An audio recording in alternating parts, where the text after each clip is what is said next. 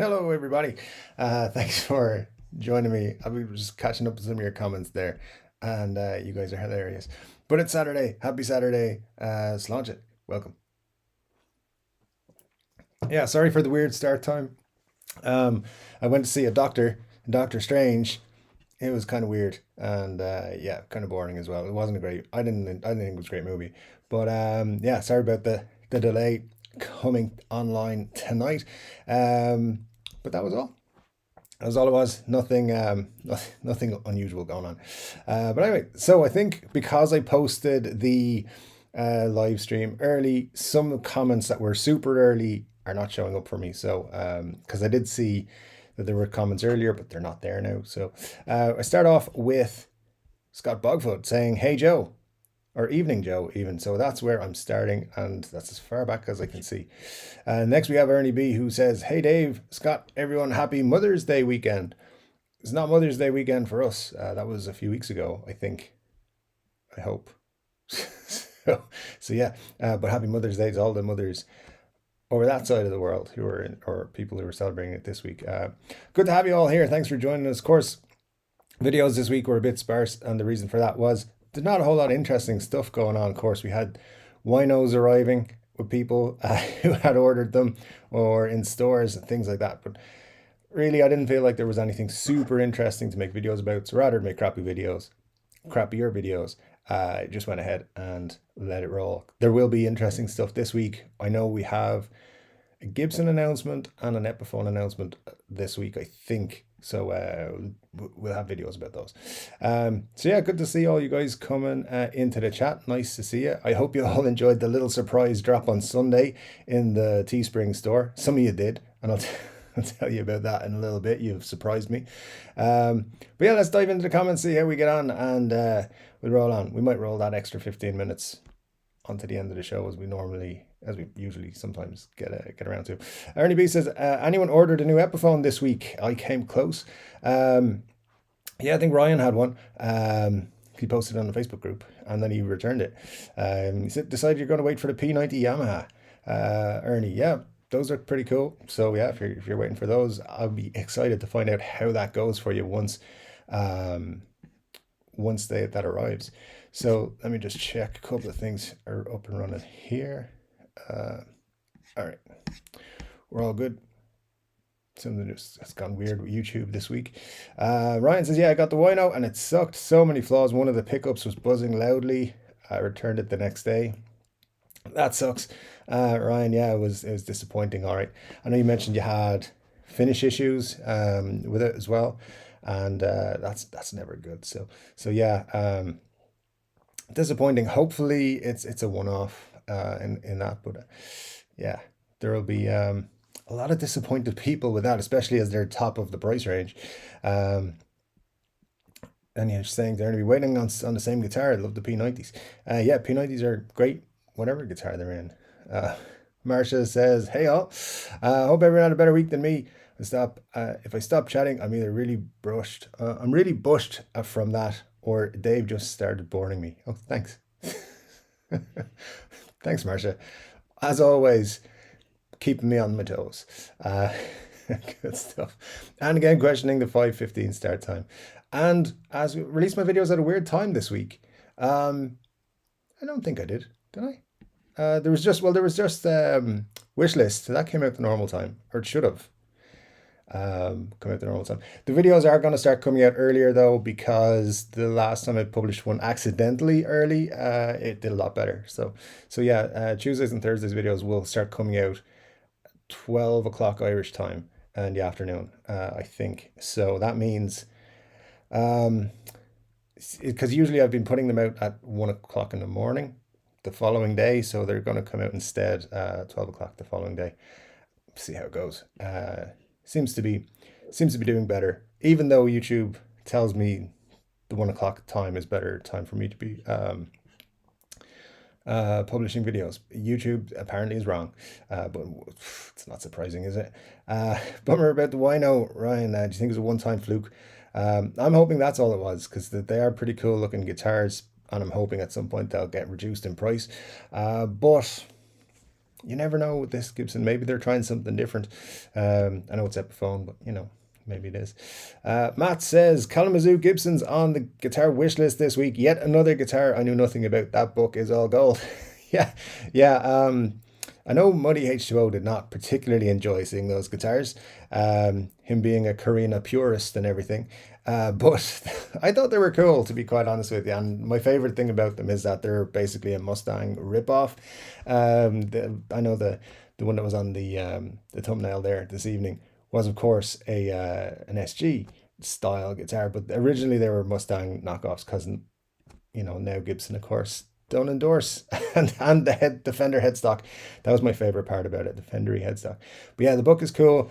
The one thing I will say about the book is it's a great starting place, but the information in it's not always 100%. So I have to go off and research a little bit more and just make sure I clarify information, because years are wrong and certain origin stories have been wrong in it. But it is definitely a great starting place for some of these guitars.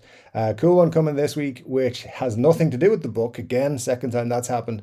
Recommended by viewer Muddy H2O, because he was like, do this guitar. He was quite upset with the MDF guitars. So I told him I'd do whatever he wanted.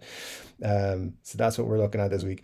In terms of the wino, Ryan says, I don't know, I have other guitars I want to buy, but if I see one that was made nicely, who knows? I've seen more than a few of the Les Paul custom style Epiphones that had really bad QC issues. That's interesting. Yeah, I wonder if there's something going on with how they're finishing the customs. Maybe it's different than their standards or something. I don't know. But yeah, just keep an eye out. I'm waiting to hear back from reviews, see if yours is a one-off. I'm sure they're going to get it right eventually. But definitely a disappointment for sure. I keep meaning to order that book. Yeah, it's fun just to go through anyway, the book. It's there somewhere. Is it behind me? I don't know where it is, but I've left it somewhere. But 1001 Guitars, The Dream of Playing Before You Die is what it's called. It's available on Amazon. And honestly, I must have put easily 60, 70 hours into that book, just going through these things and then researching. It's a lot of fun if you're kind of a nerd like I am. Anyway, let's try to get through some more comments. By the way, let me just talk about it. I'll just talk about it. So last week, Jess asked to get Glory Hole t-shirts done, and I said if we hit 40 likes, I'd put them out. And I put these ones out last Sunday on the store. I don't know what it is about you guys in Glory Holes, but these t-shirts have already outsold every other t-shirt I have ever sold combined.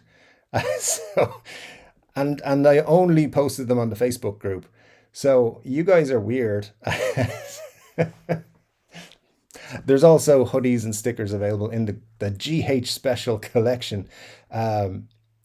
Yeah, see, anyone who's new right now is like, what the hell is going on? If you're new, please subscribe so you can comment and we'll tell you all about it. But basically, it's a running gag on the channel here. Sorry, shouldn't have said gag talking about Glory Holes. But yeah, the the Glory Hole t-shirts were requested. They're now a thing. They're running till the end of the month. If you want one, there are links in the description of every video. And you are supporting the channel if you buy one. A little bit of the sale price goes to the channel, which is cool. But yeah, they've already outsold all the other t-shirts, so I'm sorry, and also you're welcome. I was so surprised when I found that out a couple of days ago. Actually, the first 3 days of sales they sold more than the other t-shirts combined. I guess I know my audience. Good stuff. Thanks, guys. It really does make a difference, so thanks so much for that. So let's try and get through some of these comments. I think I'm way behind, so sorry, guys. Whereas aside from the pickup, main issues were red oversprayed, glue and dye all over the inlays and binding, which they then cover this pearl paint, which was also sloppy. That's very disappointing. There's a broken volume knob, but that may have just been shipping. Yeah, that can happen in shipping, unfortunately. They're usually quite good at replacing stuff like that. They'll ship you spares and stuff, but yeah, the bad paint jobs, you can't do anything about that. And yeah, the pickup issues pretty bad as well. glue and dye all over the inlays. That's just terrible. That's just shoddy workmanship. He has a lot of issues for sure. Yeah, hopefully they'll sort out. I can't remember what you said. I know you said you returned it, but did you pick something else out for it? Let me know in the chat. I'll get to it eventually. Chai Pup says, good evening all. Who thinks that an all Epi endorsed guitars should have Gibson pickups just to give that bit of magic dust? Yeah, no arguments here. This is exactly what I was saying about those Slash guitars. I didn't understand why they didn't have the burst bookers, which is pretty much what they should have had, or the Seymour Duncans, which makes no sense again. Okay, they had the Slash bookers and the Gibson ones. Just put some variation of, and you're paying enough for them. So, but now, as I was mentioning last week, Epiphone have their new lineup of pickups coming. The 98T that was in the Jerry Cantrell Wino is the one that's kicking it off, and there's going to be more. I believe there's going to be like an upgrade to the Pro Bookers as well. I'm not quite sure what they're going to call it, but it's going to be like a Pro Booker Ultra or something like that. So they're going to try and make their Epiphone. I mean, when you think about it, pickups shouldn't be that difficult for them to get right. Like they're very simple technology. It's magnets and coils and all that. It's not difficult. It's not like there should be a difference other than they're making way more of them at a time. But, I can't see why they can't get it right. But they definitely should come with Gibson's pickups, particularly over a certain price point. And it's very disappointing when they don't. But hopefully, as I was mentioning last week, with the price increases and stuff, we're going to see more stuff like that. I think we will. So keep an eye out, though, because I think there's going to be a big deal made of the new Epiphone range of pickups. But yeah, you're 100% right there, Chai Pup, for sure. Glenn says, man, Ryan, sorry to hear that's slipped through. They must have been in a hurry to pump them out. Might have been just a Friday afternoon guitar. Yeah, it's true though. It's not, and that's not good enough. It shouldn't be shipped out. And in that case, Ryan says, I think that's what it is. I'll wait for a second run. If anything, is pretty bummed. Yeah, as far as I think the prophecies are limited and the Wino is not. It's just like same as the Slash guitars and so forth. You should be able to pick them up for a while. I'm not 100% on that, but I don't think they've put a limit on them. As long as they're selling, they'll keep making them, as far as I know. Let's have a look here. Anyway, what we got? Matt says to Choi, they really should at least. The least they can do, anything £700 ish should have Gibson pickups. Yeah, I think that's a good price point to be upgrading the pickups from there, because they just should. They should have options, and for me, they're going to make a big deal of their pickups, and it's going to be a whole thing.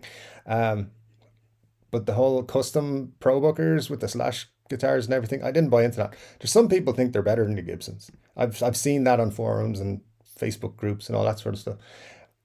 If it sounds good to your ear, it doesn't matter. That's great. Doesn't matter what it is in the actual pickup cavity. But yeah, you want to know that what you're getting is quality, and I don't think having Epiphone pickups in expensive guitars is the best way to go. But hey, they'll learn eventually. Glenn says, I think Epi should say all Gibson EP. I should say Gibson EP, like PRS SE. Yeah, my fear on that is that they'd bring back the Epiphone by Gibson headstock, which is just the most annoying thing when you're looking at secondhand guitars, because people then list their guitars as Gibsons when they're Epiphones. But yeah, I like what PRS do. I like how they do it. I think if you know what you're looking at, you know what you're looking at. And so an SE, nothing wrong with SEs. They're great guitars. So I guess what they've got to do is just make better guitars, and yeah, then they can put the names on them. But I've been saying that for a while. Like if they had Middle Eastern Far Eastern guitars that were Gibson branded, nobody would really care all that much, as long as there was some differential between the USA ones and the Far Eastern ones. And I'm talking like making them in Indonesia or Vietnam or somewhere like that, as well as their Chinese made ones. Will they ever do that? I don't know, because they're a business who likes to look after people who are collectors rather than players. Ryan says the bridge pickup is Epiphone's version of the Gibson 498T. Yeah, they're just calling it the 98T. The neck is a cheap Epiphone one. It's a classic 57 ripoff, I think, or classic Pro or something. I think that's what they're calling it. We've seen that before. I think it's in the Lucille's. It's in something they released recently. The same pickup. But anyway, yeah, it's one of the ones they're going to be like, this is a premium pickup. And that's the one that had the buzz and the echo. That's pretty poor on their point, but yeah, that pickup was in something, another signature guitar earlier in the year. Not the 98T, that's only come out in the Wino for sure. Anne says hello Anne, nice to see you. Glad you're here as always. And let me see, Chip Up says I really don't understand why Gibson spend more time chasing patent infringements than concentrating on building a guitar worth the money they're asking for. Yeah, you see, you and I think on the same lines there, and I think I'm okay to say this. Muddy HO has been trying to buy his dream guitar for a while, and it's a Gibson, and it's a dream guitar. It's one of the top end things, and every time he tries to get one, there's what I would call serious enough issues to send it back, like proper issues they're not just things you go, okay, that's not a deal breaker. They're deal breaking issues. The first one he got was really, really bad. He posted with that on the Facebook group. But yeah, like, just make good guitars, Gibson. It's not that difficult. You just got to basically up their quality to PRS levels. And PRS do have issues from time to time, but it's not widespread across their range. Like, people don't make PRS QC jokes. And so they need to look at PRS and maybe see what they're doing. So yeah, I hope eventually they'll look at that more seriously, for sure. Let me see. Matt says the Glenn early 2000s Epiphones had Gibson on the truss rod. I think from a branding point of view, they should have kept this. Yeah, there was a good run of those, and that's what I mean. The people saying Gibson a guitar when they're trying to sell it and it's an Epiphone, that became quite frustrating. It still is quite frustrating, but yeah, I think that would come back. But if they did, let's just completely match it with PRS. If they did a Gibson SE version and it was, made out in the Far East, I think people would go for it if they were priced well. The higher end Epiphones, I'm talking about the likes of 1,000 or say 800-900 plus, they could call them Gibsons and people would be happy, and they'd probably sell a shitload more than they would Epiphones as well, just because the brand name will get you more sales at this point. Chai Pup says, I hope Dave is paying us overtime because of the 10:15 start. I am indeed, yeah, absolutely. Everyone who wants overtime pay just needs to find me. That's all. It's 12 cents for the entire show.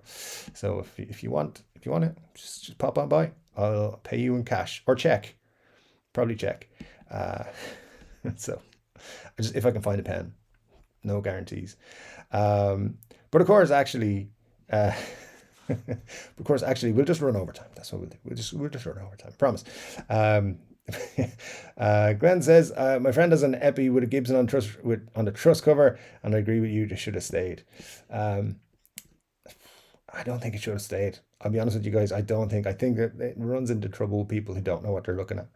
And they're like, oh, it's a Gibson. But why does it say Epiphone? Oh, because Gibson make them, and people don't understand. So I think that's why I wouldn't be a fan of it, especially saying that, like, an Epiphone's made by Gibson or whatever it was on it. But I mean, maybe they could put designed and backed by Gibson the way Fender put on the Squires. I think that's an interesting one. But yeah, I just get annoyed when I see the Gibson truss rod covers and Epiphone by Gibson when I'm looking at through Reverb and I'm looking for Gibsons, but Epiphones keep coming up. So anyway, Ryan says to Chai Pup, to be fair, I have a few newer Gibsons and the QC is flawless. They've really stepped it up with that. Epiphone seems to have problems with the fancier designs. I've never bought a Gibson with QC problems, but I know enough people who have, that I think how it works is you can get a perfect guitar, 100% spotless, no problems whatsoever, like I have a couple of times. And then you can have the opposite experience, like Muddy H2O's Carina Flying B, for example. The bridge wasn't installed correct. It was installed at an angle, and the bridge posts were installed at an angle, and there was a couple of other serious issues as well. Very serious issues shouldn't leave the factory, but they do. So it can depend. You can be lucky, and you could get 5, 6, 7, 8, 10 guitars, all be lucky, and then you get that one. It's like, how the hell did this happen?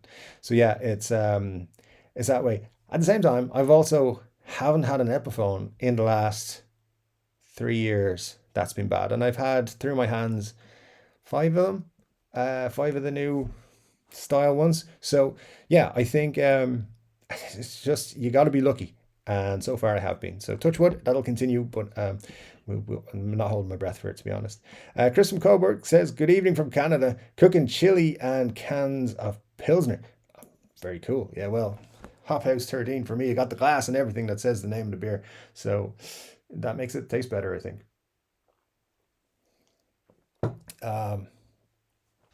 Ryan Byrne says his first guitar was a 99 Korean Epiphone, and it said Gibson on the cover.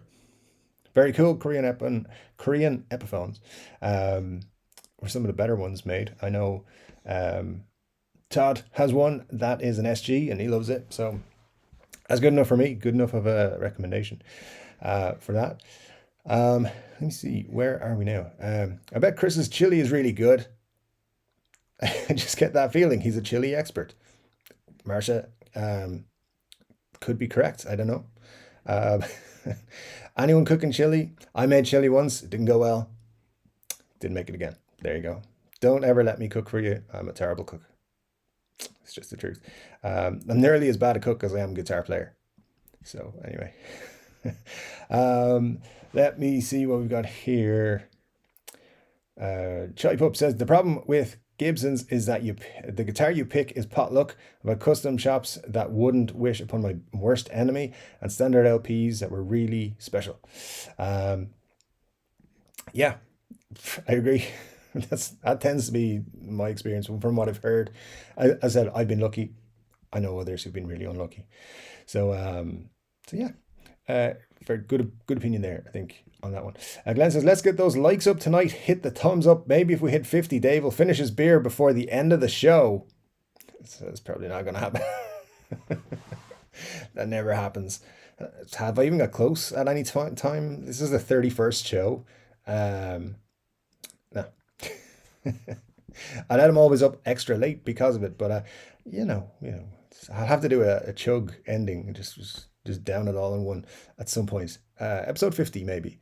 My Epi LP is a 2002 with Gibson on truss rod cover, and I always thought it was a nice touch. Again, if you like it, that's cool. It's cool. It only annoys me when I try to buy Gibsons and they say, and they're actually Epiphones. If you like it, it's cool. It's cool. If I had one that had that, I'd probably think it was cool as well, to be honest. Chris says, gee whiz, thank you. It's been an all-day process with braising, chuck, beef, and a lot. I wish you could be here to try some. There you go. 3 Chord Dave community coming together for chili at Chris's house. It's an official invite, I think. Let's just all turn up for the chili. Thanks, Chris.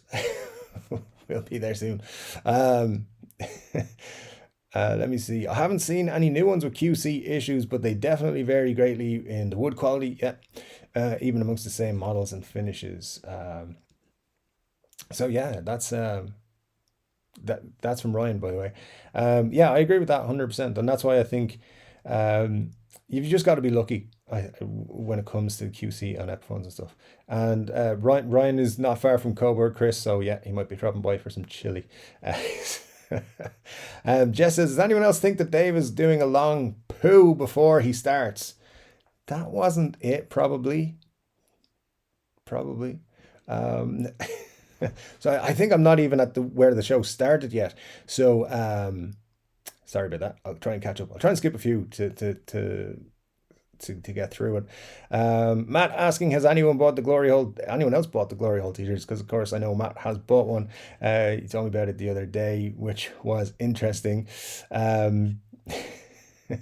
And yeah, lots of people have, let me tell you, because I don't know, for some reason y'all are into glory holes.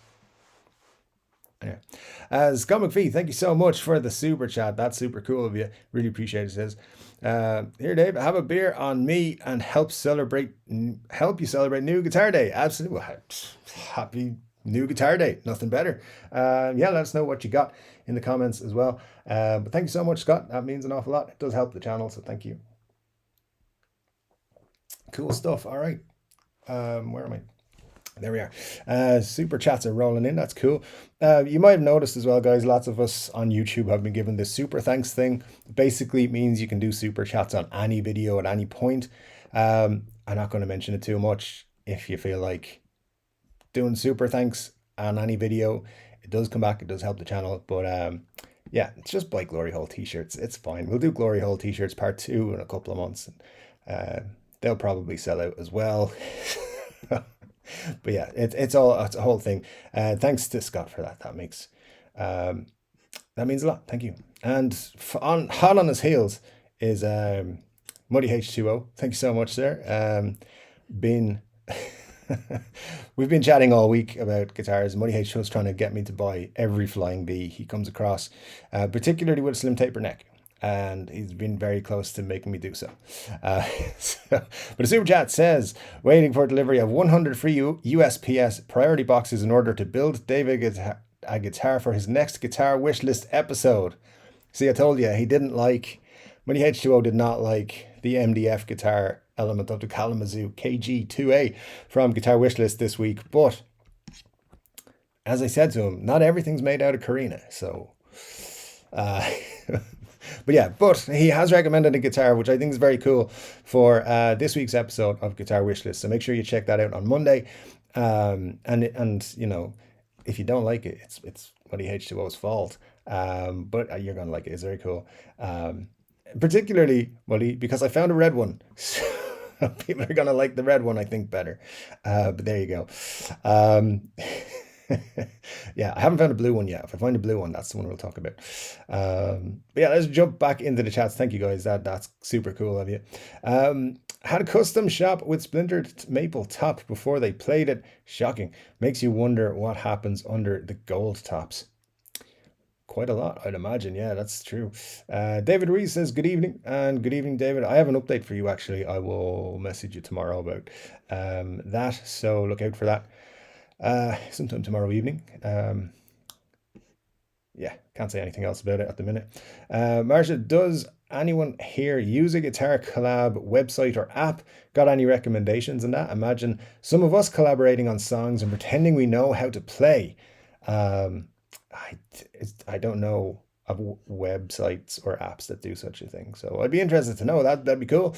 Yeah, definitely drop that in. That's a good idea. Ryan says, yeah, I would imagine they would use the less desirable tops for gold tops. Yeah, I think they tend to be quite plain under gold tops. But yeah, you might get the odd one.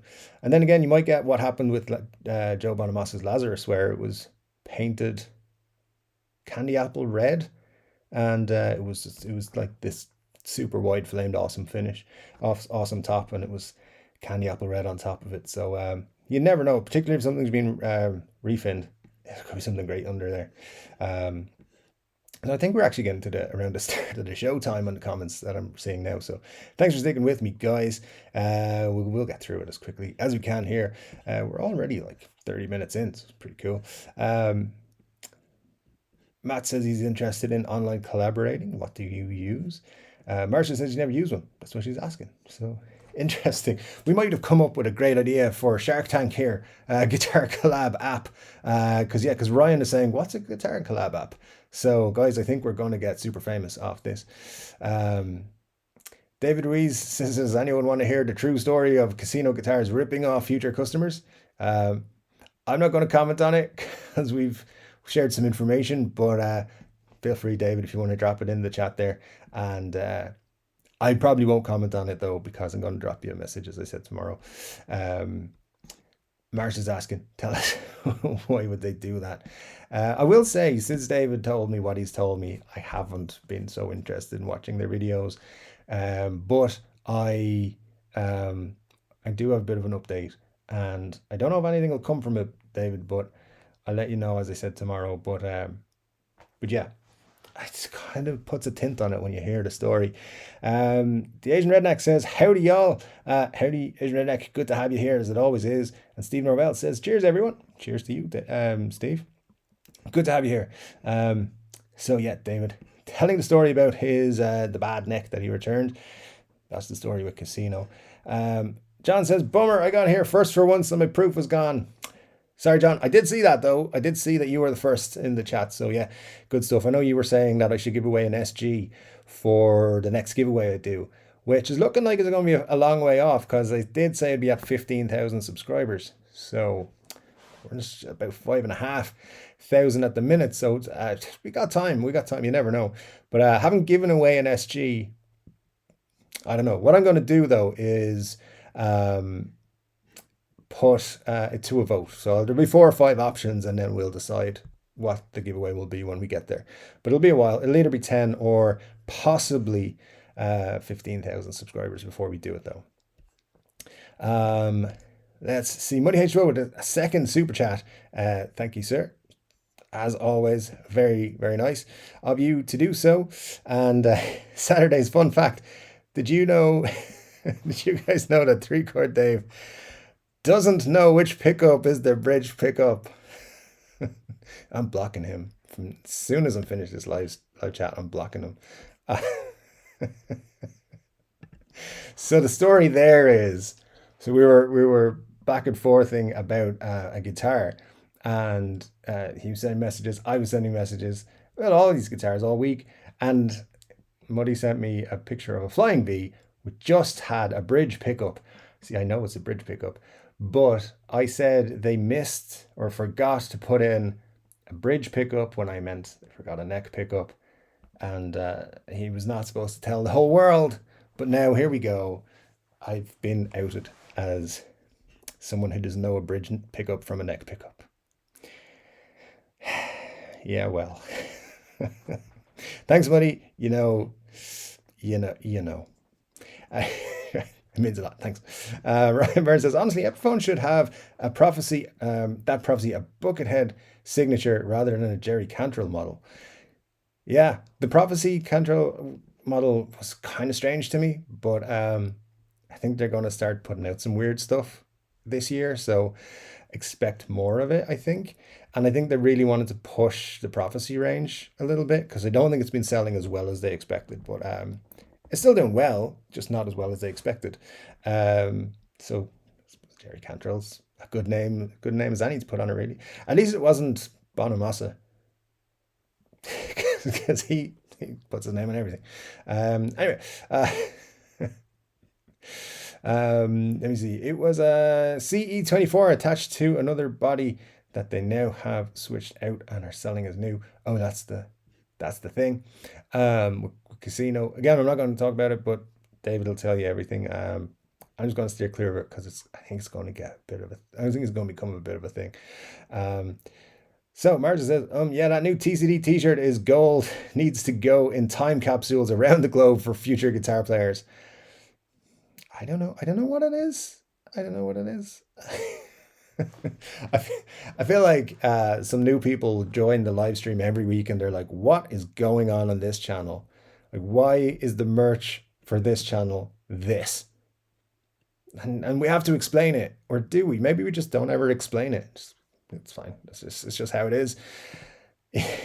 Either way,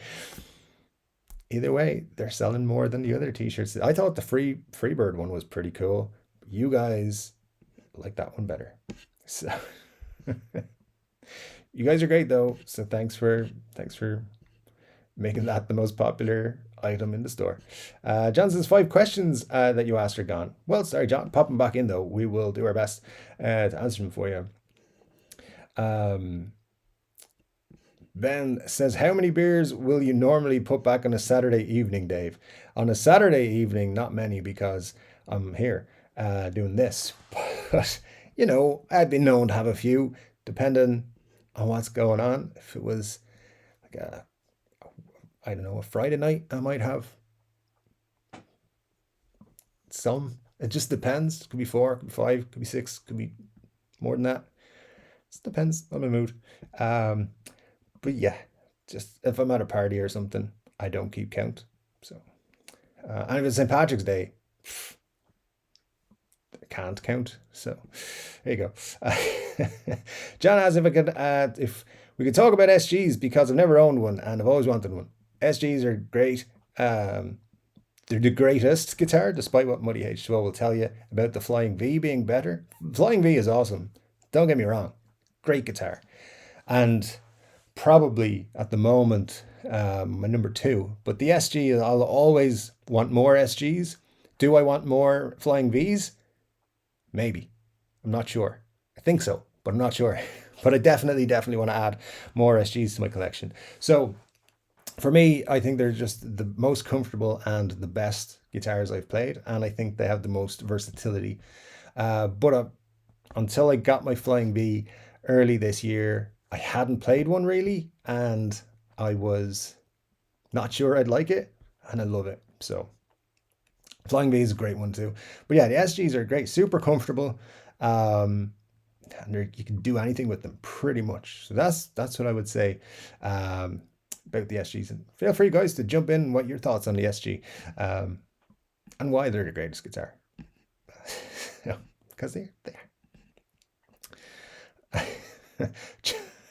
John, you wanted to ask, you want to be the first to ask, are the glory holes open? Moving on. Again, new people, don't worry, it's all gonna be fine. You'll get it eventually. Just please hit that subscribe button. That'd be cool. Yeah, 1 or 2 of your videos definitely came out earlier or later. I forget. Yeah. Well, it could be YouTube, but yeah, I did play around with the times a little bit in that. I mean, no, wishlist should have come out at the same time as normal, but they will be earlier from now on, I promise. When I make them. So Ryan says, not Dave's fault he's late. Always loads of traffic in Wexford. It's not too bad, but you know the problem now is it's summery now. The weather is summery and stuff. And there's lots of people from Dublin down in Wexford and they don't know how to drive cars properly and they get in my way and they're in the wrong side of the road and stuff. And yeah, just let me tell you, people from Dublin, learn to drive better because you're driving me crazy. So, yeah, but no, it's not why. I said went to see the doctor, and I don't want to spoil anything, but it was disappointing. It was disappointing. Money H2O, yet another super chat, sir. Thank you so much. You are too kind to this YouTuber. You say Flying V is number 2. Who's ready for some more 3-chord Dave secrets? I'm never talking to Money H2O again. That's another thing that's come apparent in this live stream. Never, ever talking to him again. Yeah, Flying V is great. It's great, but the SG is my first love. So there we go. Ben says they're great, John, but they seem a lot longer scale length when you first play them. If you've been playing Strats or LP styles, it's true actually. Yeah, that's a good point. They do feel a little bit different to play with. It takes a little bit getting used to, but once you get used to your SG, I don't think there's a finer guitar out there. Now, I will say, I didn't think I was going to enjoy the Flying V as much as I do, and I love it. I absolutely love it. But it is very subjective as well. But I think the SG is great. If I was buying one Gibson style guitar, I would buy an SG, without a doubt. So there you go. Muddy, please don't give away any more of my secrets. Glenn says I was going to order a GHT, but they don't offer 3XL. I'll get a sticker and another T unless I lose £20 before May ends. It's possible that could happen. Yeah, I've no control over that. Unfortunately, they it's just Teespring and their offerings. But I'm reaching out to them this week to try and get some stuff done. So maybe I'll ask if they can offer more sizes. That would be helpful. But yeah, stickers are available, and I'm gonna see what else we can do with them as well. So you never know. There might be some interesting stuff on it in the next week or two. Ben says Strats or LP types. Oh, just correcting your. Yep, absolutely agree with you. I tried to order that book, but unfortunately it was sold out in Amazon Canada. Look, it'll come back. It'll come back in stock. I think they might even be updating it at the minute. So, because some of the information is out of date. But yeah, keep an eye out for it because it is good. And if I can get a hold of some copies, I'll do giveaways for it because it's worth just for fun. It's a lot of like great. It's a great place to start looking into guitars you've never heard of and guitar players you've never heard of. There's a lot of people mentioned in it, like from the 30s and 40s, who are worth listening to and stuff like that. So very cool book. And yeah, I'll try and get some copies to give away at some point. It's quite heavy though, so shipping might be a thing. But give it a month or so. Let's see what we can do. Joy says it's a shame both Epi and Gibson have shocking QC. I picked up the Epi Gold Glory and the binding is prouder than a granny at the graduation. It's quite proud. That's a shame because yeah, I'm actually considering picking one of those up in the next couple of weeks. Tom and have them coming in 3 weeks. Yeah. So yeah, again, my lucky streak with Epiphone and Gibson has been going on long enough. Eventually it's going to end. So I'm pretty sure I'm going to get a bad one the next time I buy a Gibson or an Epiphone. But that's why I'm more focused on buying older guitars now, because they've probably already been fixed and set up by their previous owners. Anyway, yeah, we'll see. It's disappointing actually because I want to go Glory. They're super cool. Ben says that's awesome about the Glory Hole t-shirt. It's priceless. Right? Like I actually thought there was going to be like 3 sales, but no, the most popular one. Here you go. John says, Dave, the part that was lost, I said Phil McKnight prefers any ear guitars from Japan and Mexico. Yeah, that's interesting. Japanese guitars. I've only had one Japanese guitar in my hands as far as I'm aware, and it was great. It played great, felt great. There was one little problem, and I sent it back and didn't reorder the same one. But very cool that Phil thinks that. Yeah, I mean, particularly recently, I think Mexican guitars have come a long way. But yeah, that's. I wouldn't argue with Phil. He knows what he's talking about. John says, you owe us a cut of the Glory Holes t-shirt for coming up with the idea. Yeah, no problem. 5,000 with every other subscriber. So as soon as we get enough to send you $100, I'll send you a check. Margaret, hi Margaret, nice to see you. It says, can't argue with success. Absolutely, it's true. And Jess is asking now for royalty percentage on the GH t-shirts. You never know. You never know. Once, because it was Jess who was like, I want a Glory Hole t-shirt. So yeah, you pushed me towards it. So you never know. You might receive something in a free book or something at some point. Let's see, Muddy H2O, another super chat, sir. Honestly, too good. You're too good. And all right then, I won't block you because of that. Fine, you win, David. The Pelham Blue SG is the greatest guitar ever made. That's true. And it's super cool. They come with a purse. It is cool. You're just jealous because your Flying V doesn't come with nothing. Not even a multi-tool or a strap or nothing. All right. So yeah, SGs are awesome. Thank you, sir.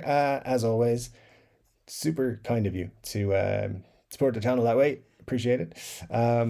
Phil says, JP Matt. Hey Phil, good to see you as it always is. And John and jumping on as well, asking what percentage for being an emotional member of the Glory Hole band. Guys, we're gonna have to talk about this. Percentages between 5,000 people is not a good. It's not a good split. I'm telling you, especially when you guys are only splitting 10% anyway between 5,000. So it's gonna be a long. It's gonna be tough. But hey, I'm getting 90%, so that's fine with me. Ryan says, my Gibson 50 standard iced tea arrived the next day. I ordered it a few weeks ago. My birthday gift for myself. It's perfect. That's not a bad. Disappointment with the wino. Very cool stuff with the standard. And if it's in good shape, then there you go. Yeah, that's what I mean. Like, you can have a great guitar from essentially the same company. I know they're made in different factories and everything, but it'd be terrible and the next one would be great. It's just the look of it. And probably the person who got the next one after yours got a terrible one. I don't know if it's like a one good one, one bad one situation. I feel like it might be. So, yeah, Gibson definitely needs to work on that. The greatest thing they could announce at NAMM is, hey, we're going to fix QC. Think they'll do it? Anyway.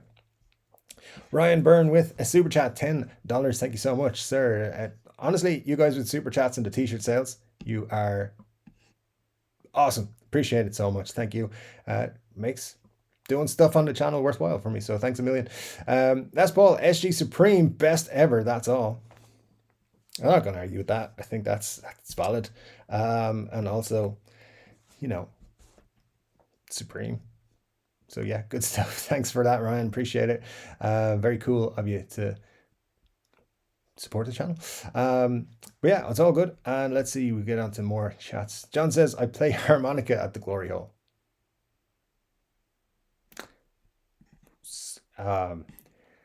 So Ben says, it shouldn't be rocket science making pickups, should it, Dave? It shouldn't. You can make your own pickups. It's not that. I haven't ever done it, by the way, but doesn't appear to be that difficult.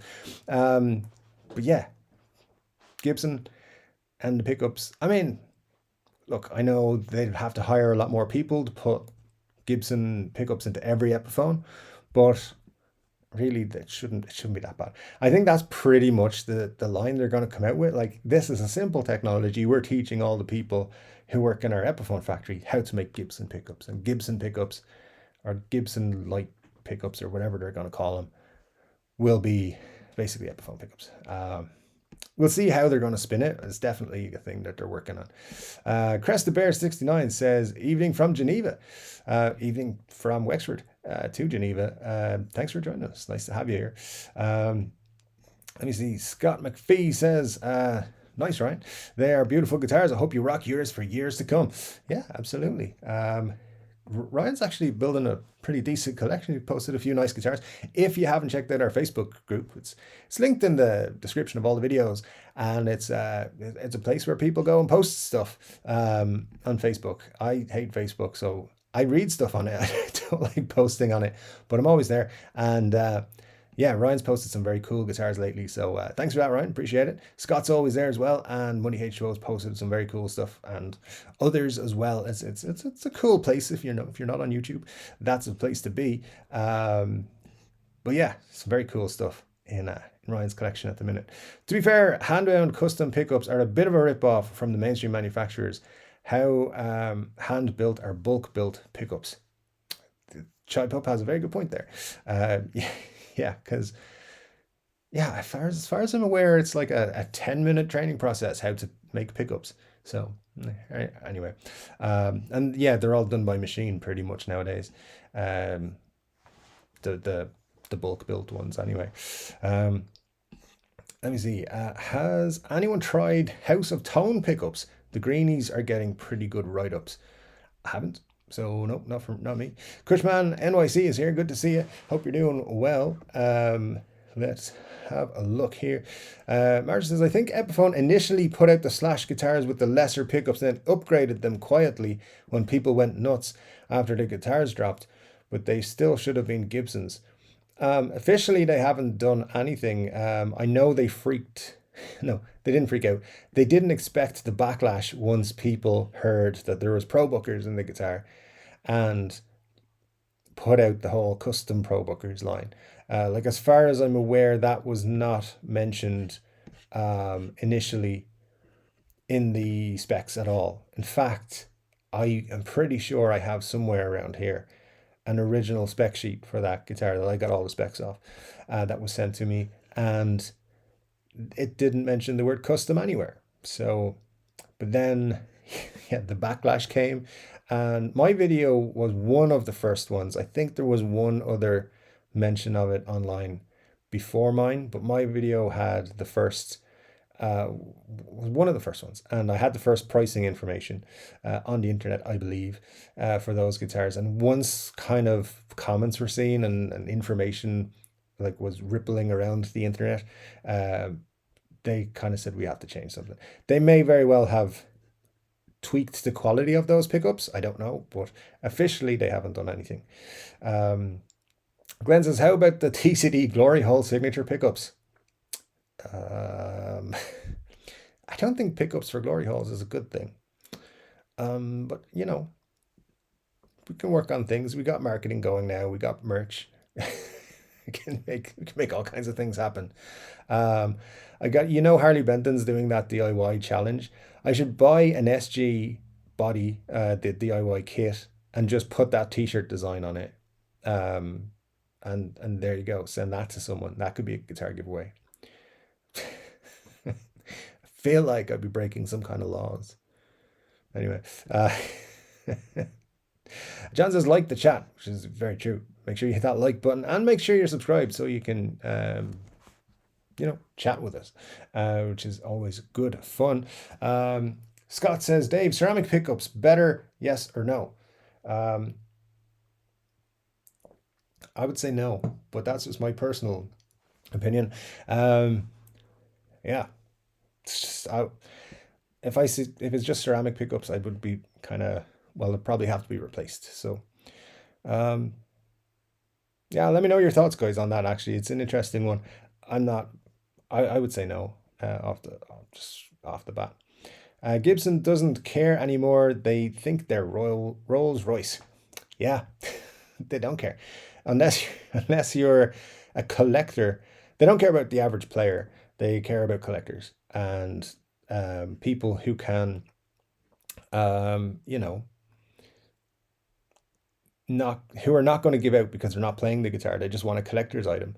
Whereas you or I are going to buy a guitar, we're going to play it, we're going to tweak it, we're going to want it to be able to be picked up at any moment and play songs and stuff. What they want is people who are collecting. So they're, for Gibson stuff, they're buying stuff to put in a vault somewhere or that kind of stuff. They also have, the people who are buying the standards and things and expecting to flip them for big money. So for the most part, Gibson are not catering towards players. They're catering towards collectors. And that's not going to change anytime soon. I don't think. But they still have to make guitars that people will play. Otherwise, no one's going to want them. So that's why they do stuff that's more affordable. For now, we'll see how it goes. People will be willing to wait longer for the Gibson if the QC issues would go away. That's true. That's true. Marsha says, why didn't I think of that line sooner? That's awesome. Glory hole pickups. Wait, I think I said that one ages ago, when the GH thing started. Still funny. Good lines never die. I don't know. I don't remember hearing that one, but there are good lines. There are good lines. Crest the Bear 69 says, disappointed with the fretwork on the Epi 61 Les Paul SG. Have just taken it to my luthier to get it sorted out. A style case of fret sprout. Nasty case of fret sprout. Yeah, it can happen. It can happen. But at least you can get it sorted out.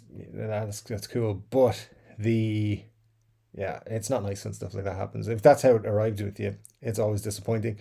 But yeah, hopefully you're going to get it nice and playable though, because they are cool guitars other than issues like that. Muddy says, I didn't tell you the other Carina they have and checked for me had 6 stings, 3 of them on the back of the neck, and they said bad enough you could feel them. Ouch. These were all pulled from their warehouse. See, this is like this So what we're talking about is a Carina Flying V from Gibson, and Muddy's been trying to find the right one, and had multiple bad ones that I've had to go back. And yeah, it's so disappointing. Like, I don't understand how a guitar with bad issues like that can leave the factory. And we're not talking $200 guitars here. We're talking the kind where there should be no way they leave with anything other than perfection. So it's disappointing how they can go along and get damaged in the production, but some of the things have just been unacceptable. It's just crazy bad for a premium item. So yeah, money, that sucks, man. I don't know. I don't know. Mark Agnesi, if you're out there, can you please sort this out? This is not, it's not on. Actually, maybe maybe as a collective, we should just all reach out to Gibson and be like, should we all just email Cesar and Mr. Agnesi and say, hey, we need you to fix this one issue that one of our members is trying to sort out, because this will give you an idea of why people hate Gibson's QC, and then you can fix the whole lot. I think they'd appreciate it. They might not listen to me. I think I'm blocked. I don't know. But yeah, money, that sucks, man. Cushman says, hey, Chord Dave, great stream. Thanks so much. Appreciate that. That's super cool of you to say so. We're about an hour in. It does always fly, which is cool. By the way, I just want to point out at this point, if you're not into glory holes, and I understand many are not, you can still pick up the Chord Dave t-shirts.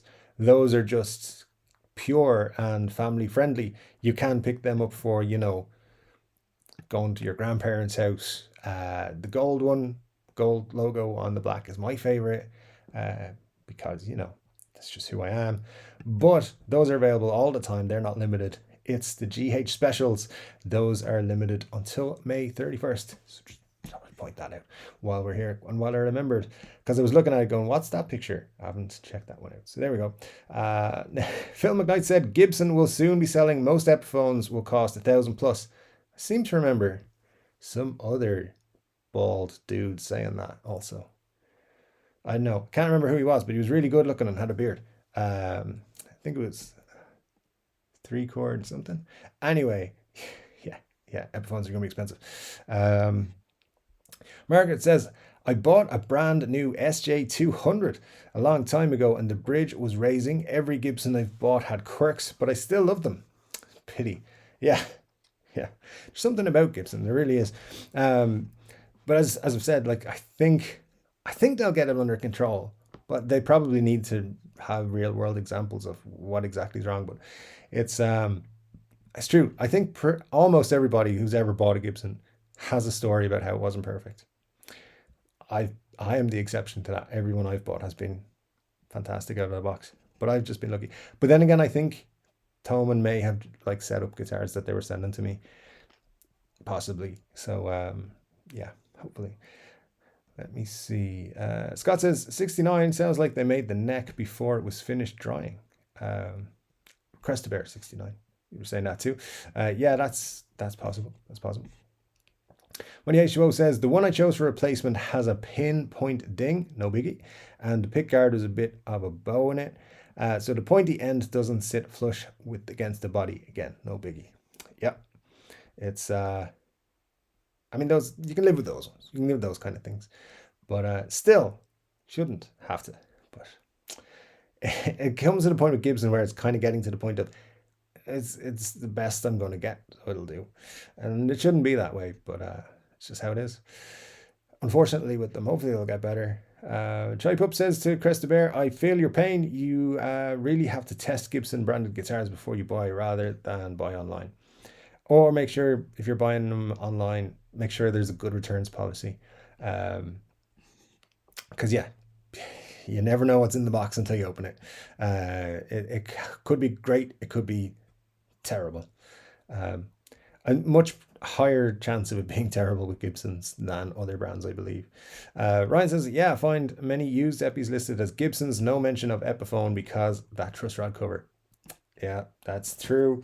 It happens so much, and it's such a pain in the arse. But again, if you're not looking for secondhand Gibsons, it doesn't really affect you. But and it would be cool if you had one. It just drives me crazy when I see that. Money says, that's 4 Carina V's, all with issues of some sort. Yay, Gibson. They're doing their best to drive all their customers away. That's what they do. That's what they're good at. Glenn says, I think I did steal that idea from you about TCD, glory hole, squinting eye, heavy distortion pedal. All right, Glenn. I'm telling you, new people here, trust me, it's fine. You'll get accustomed to it. It's all good. Thanks for joining us. Thanks for staying more than 5 minutes. Matt says, who was it who has 3 Epiphone elitists and has been gassing on them? Oh, I've been gassing on them all week. The community is going to cost me money again. Yeah, Matt, listen, this community is costing me. I mean, yes, I do make money from videos and t-shirt sales and stuff, but in particular, Muddy H2O is trying to get me to spend every penny I have, trying to get me divorced. Not even married yet, trying to get me divorced at that point. So, so yeah, but I have to say, stuff like that, Epiphone elitist, excellent thing. I can't remember who it was, but I'm sure someone, whoever it was, will tell us. But yeah, great community. Love hanging out with you guys every week. It's always the best part of the week. Margaret says, yes, indeed, the Epiphones are great. And a lot of them are, that's very sure. Todd Moore says, hello all. Hello, Dave. Sorry, I'm really busy today, but I'm creepily listening in. Creepily? Interesting. Hope you're all well. Hope you're well, Todd. Yeah, good stuff. Keeping busy and such. So nice to see you. My knees hurt. Says, I love chili. I like chili. Actually, not good at cooking it. It's just beans and spices to me. There you go. Scott says, my first was a classical. I disliked learning classical guitar in school. I painted Metallica and Slayer on my case in 3rd grade. The rebel like that. Nice. Yeah, it would be cool if they could teach you Metallica and Slayer guitars, songs on your classical guitar. That would have made you more interested in it. My knees hurt. Says, I just woke up, got myself a beer. That's always a good thing to do. Andrew Collins says, hey, what's going in, Dave? Enjoying my PRS Silver Sky SE. Glad you are. Yeah, that's super cool. Let me see. How's the Flying V coming along, Dave? Says Choi Pup. It's coming along good. So a couple of jobs left to do on it. Change the pickups, sort out the cavity because the pots are in a horrendous state. Whoever replaced the pickups last time had no idea what they were doing and just kind of soldered everything to everything else. So that needs to be sorted out and change the bridge. I probably will get around to that tomorrow. So because Muddy H2O has been pushing me to get it done. So I finally adjusted the neck. That's back to playable now. So yeah, a little bit of hanging around and getting stuff done. But yeah, it should be up and running fully and as I wanted to, hopefully tomorrow. So yeah, all going well. I'll get it up and running tomorrow, and I might even get some recording done with it as well. So keep an eye out. Very soon I will be introducing you all to the V properly. It's coming next couple of weeks for sure. But yeah, thanks for asking. It's cool. And today on Reverb I found its sister Explorer CMT top as well, same finish. See, it's gonna make me want to buy that guitar. But what does bother me is that the person selling it has listed that it's a January 1981, and it's not. It's a December 1981. In fact, it was made on the 23rd of December, so quite the opposite. So it makes me wonder what else they don't know, because they're saying it has original 30 fingers pickups, which would be great because I want to put them in the in the Flying V, but it's still more expensive than it should be. So I'm going to wait and see. It's on the watch list, which has grown exponentially this week. But you never know. Might be an Explorer joining the family at some point. We'll see what happens. Cushman's the one who has 3 elitists. So there you go. It's him whose collection you're gassing after, Matt. Scott Fink says, I found a used 2005 Fender American Vintage reissue 62 special run flame top in 2-tone sunburst. Say that 3 times fast. I was thinking that. I'm a local shop. They never have good guitars, so it took me a while to process what I was seeing. It has a nitro finish and is one of the most resonant guitars I've ever held. Very cool. Scott, nice find. Very nice find. Benny says hello. Hello to you, Benny. Hope you're doing well. Yeah, good to have you. Let me see. Ryan says it's a cool one. Any Fender with flame top looks great. I think they look weird. I like them, don't get me wrong, but it always makes me go, what the hell's going on with that Strat, or I suppose Telly as well, but yeah, that was like a little bit interesting. Chai Bub says, just purchased a second-hand Maverick. Love the thin neck and weird roller volume tone controls. Yeah, Mavericks are interesting. Never played one, so would love to get my hands on one at some point. Let me see what I've got here. Then rolling on. Just keep buying Glory Hole t-shirts. Yeah, absolutely. You know, there you go. If you're not convinced yet, you never will be. Anyway, thanks, Jess. Yeah, appreciate it.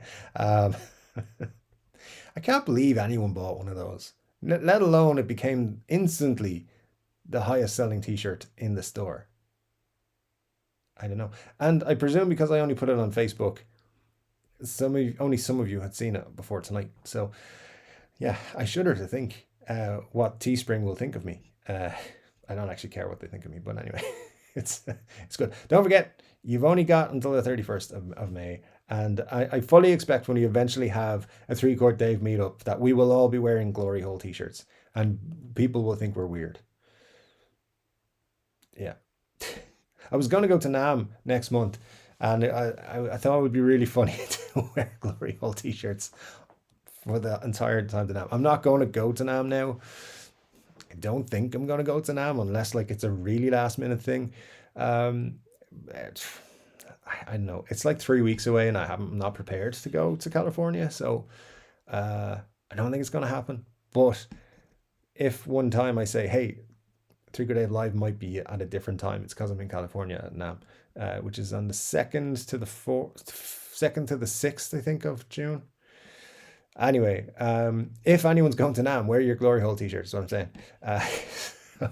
I might be there with one as well. Scott says, Dave, when in full screen, the chat is on the side of the screen as which you sit. It's left. I therefore watch on the small screen as to see you and do chat. Any chance you can switch sides? You want me over here? Where Chuck is? I can't really, because yeah, like I can, that's as far as I can go. Because there's a desk here. So yeah, I can't sorry, Scott, can't move over. You're just gonna have to flip your laptop upside down if you want me on that side. If you're on a laptop, I don't know, but yeah, that's just crashing into stuff here. Literally as far as I can go is this side. Sorry. So yeah, I would see if I can maybe amend my desk and stuff. It's not going to happen, but I'll see what I can do. Money HO would be shocked to learn cardboard guitar would probably play great. Have you seen the YouTube artist that makes guitars out of weird stuff like colored pencils? All his guitars play G or 8. I'm too old now to say that as great, but yeah, it's interesting. You know, Jack White, I know in that documentary, what's it called? It Might Get Loud, was like, you just need a pickup and a string. So, yeah, so I mean, look, some guitars sound great regardless, but also it depends what you're listening through and kind of effects are put through and all that sort of stuff. But yeah, didn't Fender do an actual cardboard Strat a while ago? It was just a demo or something. I don't know. But yeah, Muddy H2O is not going to buy that cardboard guitar, let me tell you. My Knees Hurt says, red guitars are the best guitars, all things red. I do like red things, but blue guitars are better. Don't know why. Don't know why. Scott says, we need a pre-show show. Damn it. That's an interesting idea, yeah. A show that goes out as a premiere at 9:30 on a Saturday, or like half an hour before the show here. Something to think about, Scott. That's actually not a terrible idea.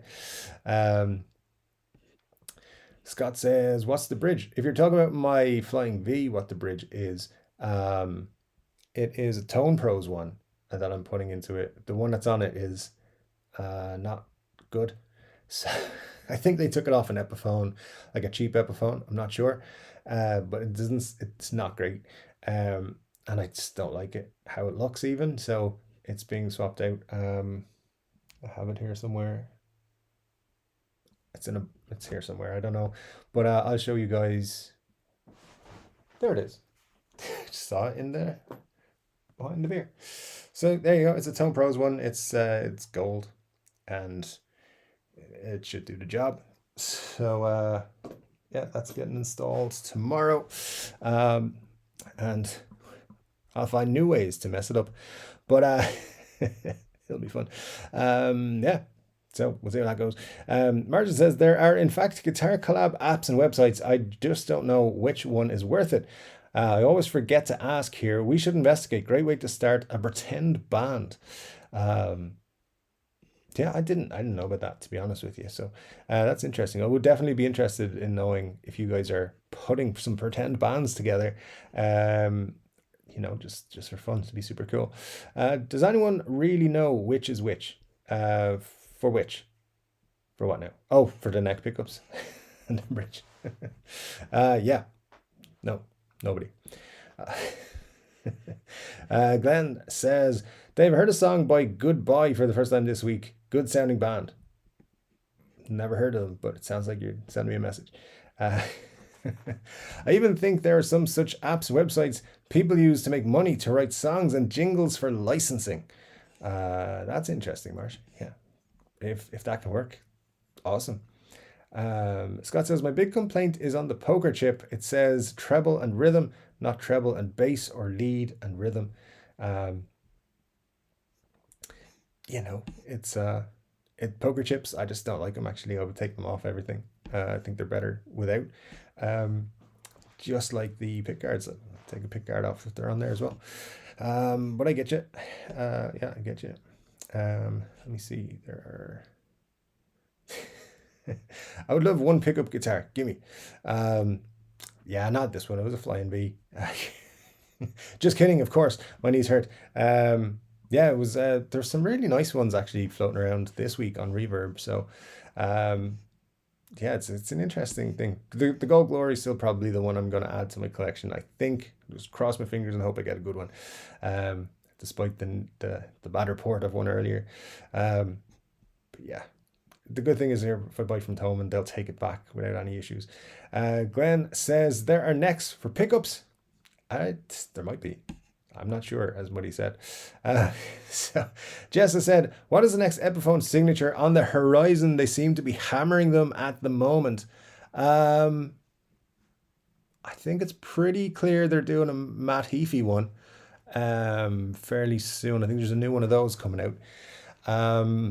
There is, I'm pretty sure it's only Gibson's in the Sister Rosetta Tharpe stuff that's coming. I think they're going to hold that off to NAMM. I'm not sure. They might release it in the next week or two, but they are definitely bringing out Gibson guitars. I don't know why they then brought out the collection of crap earlier, the t-shirts and the banners and stuff, but in the year, but our guitars are coming out, so there's going to be a Les Paul, an SG, and the other one. So what is it? It's not the L5. It's another thing. Anyway, there's 3 guitars coming there, but I think they're all just going to be Gibsons for now. So yeah, I think the Matt Heafy one's the only one I know for sure. But there will also be another one at NAMM, should be announced, is the Adam Jones. Les Paul. I think they're actually going to do a couple of different versions with him on Epiphone, and they should be announcing them at NAMM, but they won't actually arrive in stores until maybe even early next year. So, but yeah, they're definitely going to be doing the Epiphone stuff with him soon. And you can probably expect to see, well, Dave Mustaine Kramers are going to be out as well, at NAMM, I believe. So it's kind of in that range. That's where we're going. But yeah, you're right. I know there's stuff coming from Epiphone that I don't know about yet, but there's a lot of they're focusing a lot heavily on signatures. That's how they're going to drive their prices up, by saying, hey, it's this guy's guitar. So yeah, you can look forward to that. But Matt Heafy, I think that's coming next week. I think it's either next week or week before. They're definitely doing a separate thing to NAMM, from what I'm being told. So yeah, thanks for that, Jess. It's a good question.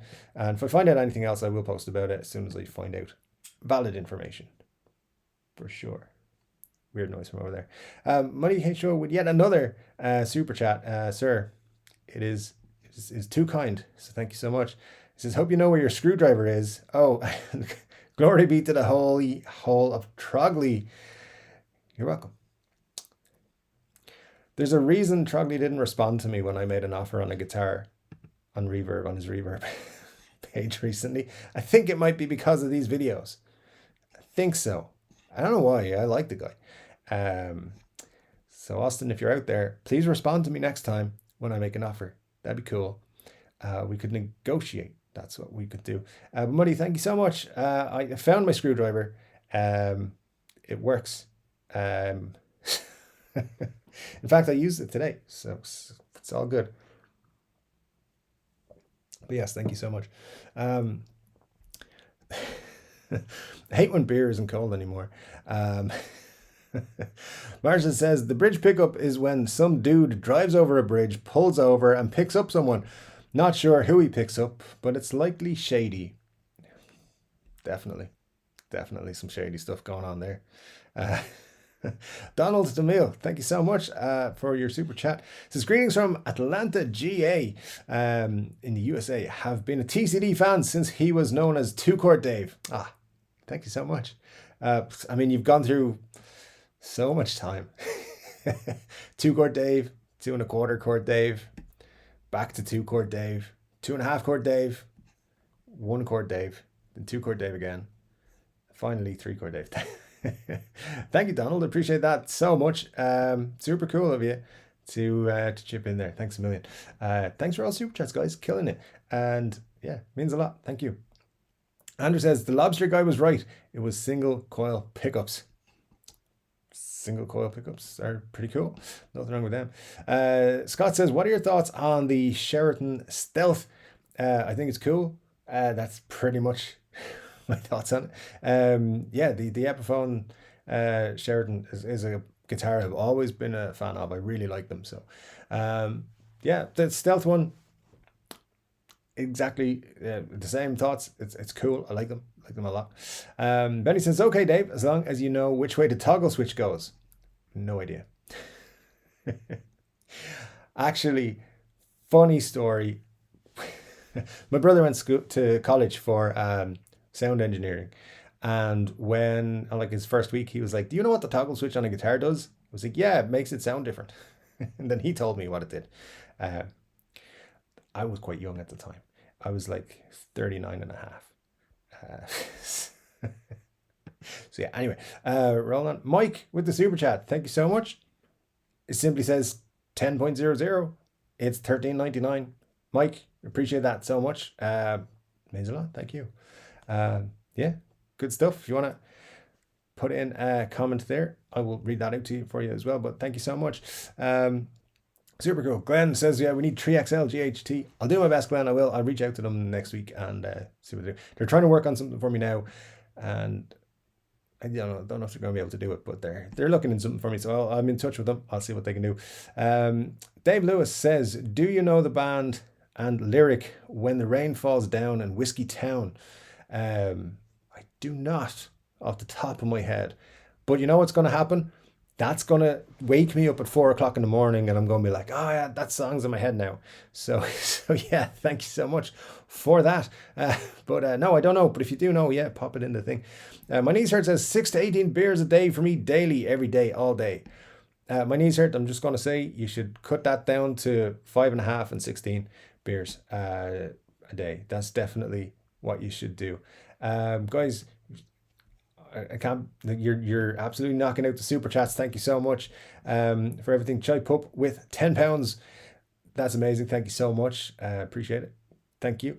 And Muddy H2O yet again says 2 Chord Dave, 2.5 Chord Dave, 2 and 1/16 Chord Dave. We're talking channel names or pet names. I told you, pet names I get called are "Hey you" and "Go pay for this." So yeah. It's not true at all, by the way. It's not true at all. Thank you so much, guys. That's amazing.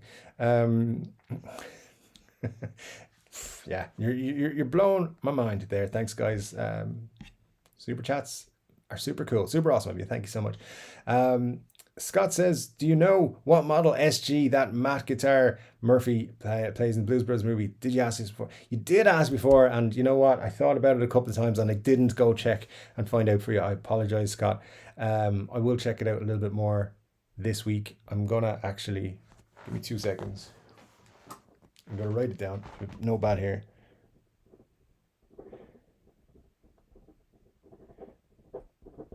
All right, it's written down, so I'll try and get back to it.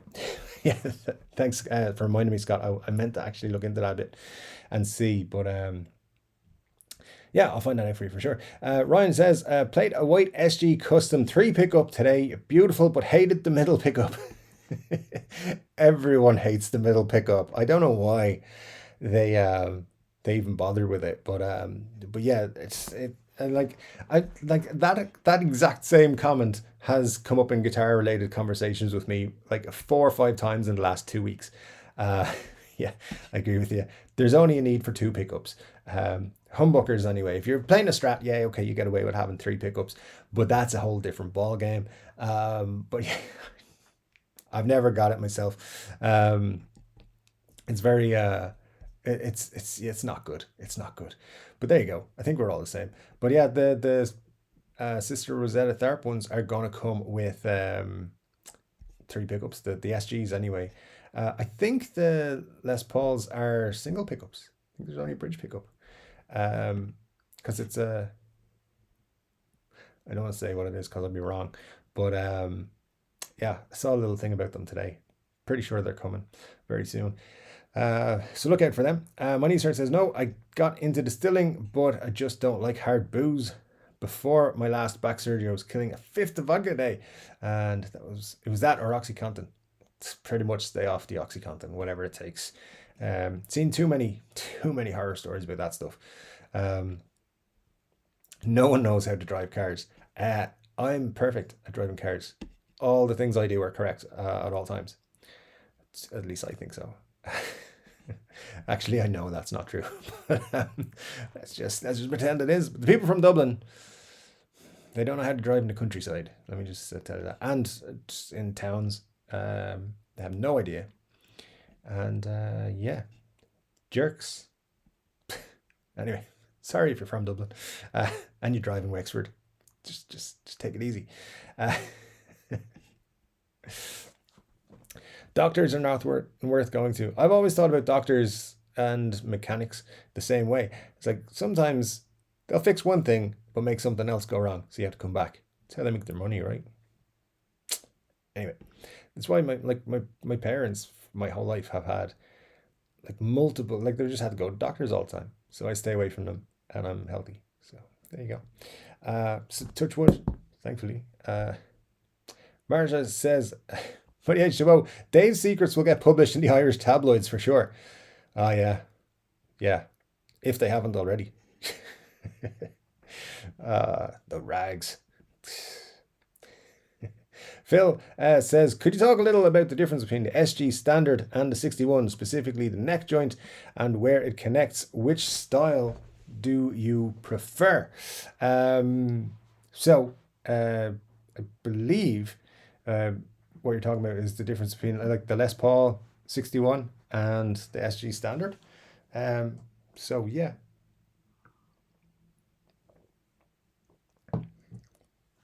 So off the top of my head, I'm not that technical when it comes to like where exactly they're connected at the neck joint and so forth and so on.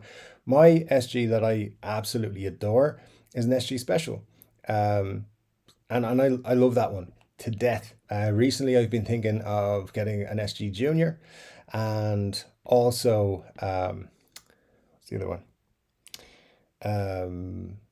The standard with the Maestro by Rolla. But Muddy H2O told me that the Maestros are terrible, so not to get one. So, so yeah, it's an interesting question though. But I'd have to before off the top of my head answering your questions there, I would have to do a bit more reading up on them, because I'm not 100% sure at what point they connect, what the different, all the differences are between them. All I know is when I pick up an SG, they all feel great to me. So I'll tell you what I'll do. I'll look into it a little bit and I'll talk about it next week. John says, hope you're okay, Dave. I'm doing great, John. Yeah, thanks very much. Doctors are frequently wrong, says Ryan. According to some of them, I shouldn't be around today. Stay positive. Glad you are around. Yeah, absolutely. And I've heard a lot of stories like that. People saying, they were told this, they were told that. I try to stay away from them as much as possible. But anyway, yeah, it's gladly, happily, they got that one wrong. Scott says, I wasn't supposed to ever walk again in 2001. Shows what they know. Good stuff, Scott. Glad that you proved them wrong. Glad you're doing all right now. Marsha, front page, says Muddy H2O. Oh, well, my scandals would definitely make the front page. Yeah, keep them quiet. That's why I've traveled a lot. I've been moved around, had to leave places in a hurry and stuff. Chive says, I sold an Epiphone Flying V to the guy off Watchdog. Was waiting to see my mugshot on TV, but I think I got away with it. The Rogue Traders, dude. Very cool. That's a BBC show for those of you who don't know what Choi's referring to there, but yeah. Good stuff. That's an interesting one. It would be funny if he had put you on the show. This dude sold me a guitar and it's not what it's supposed to be. The bridge pickup is in the neck position, and so forth. Marsha also wants to know the difference between Gibson rounded necks and the slim taper.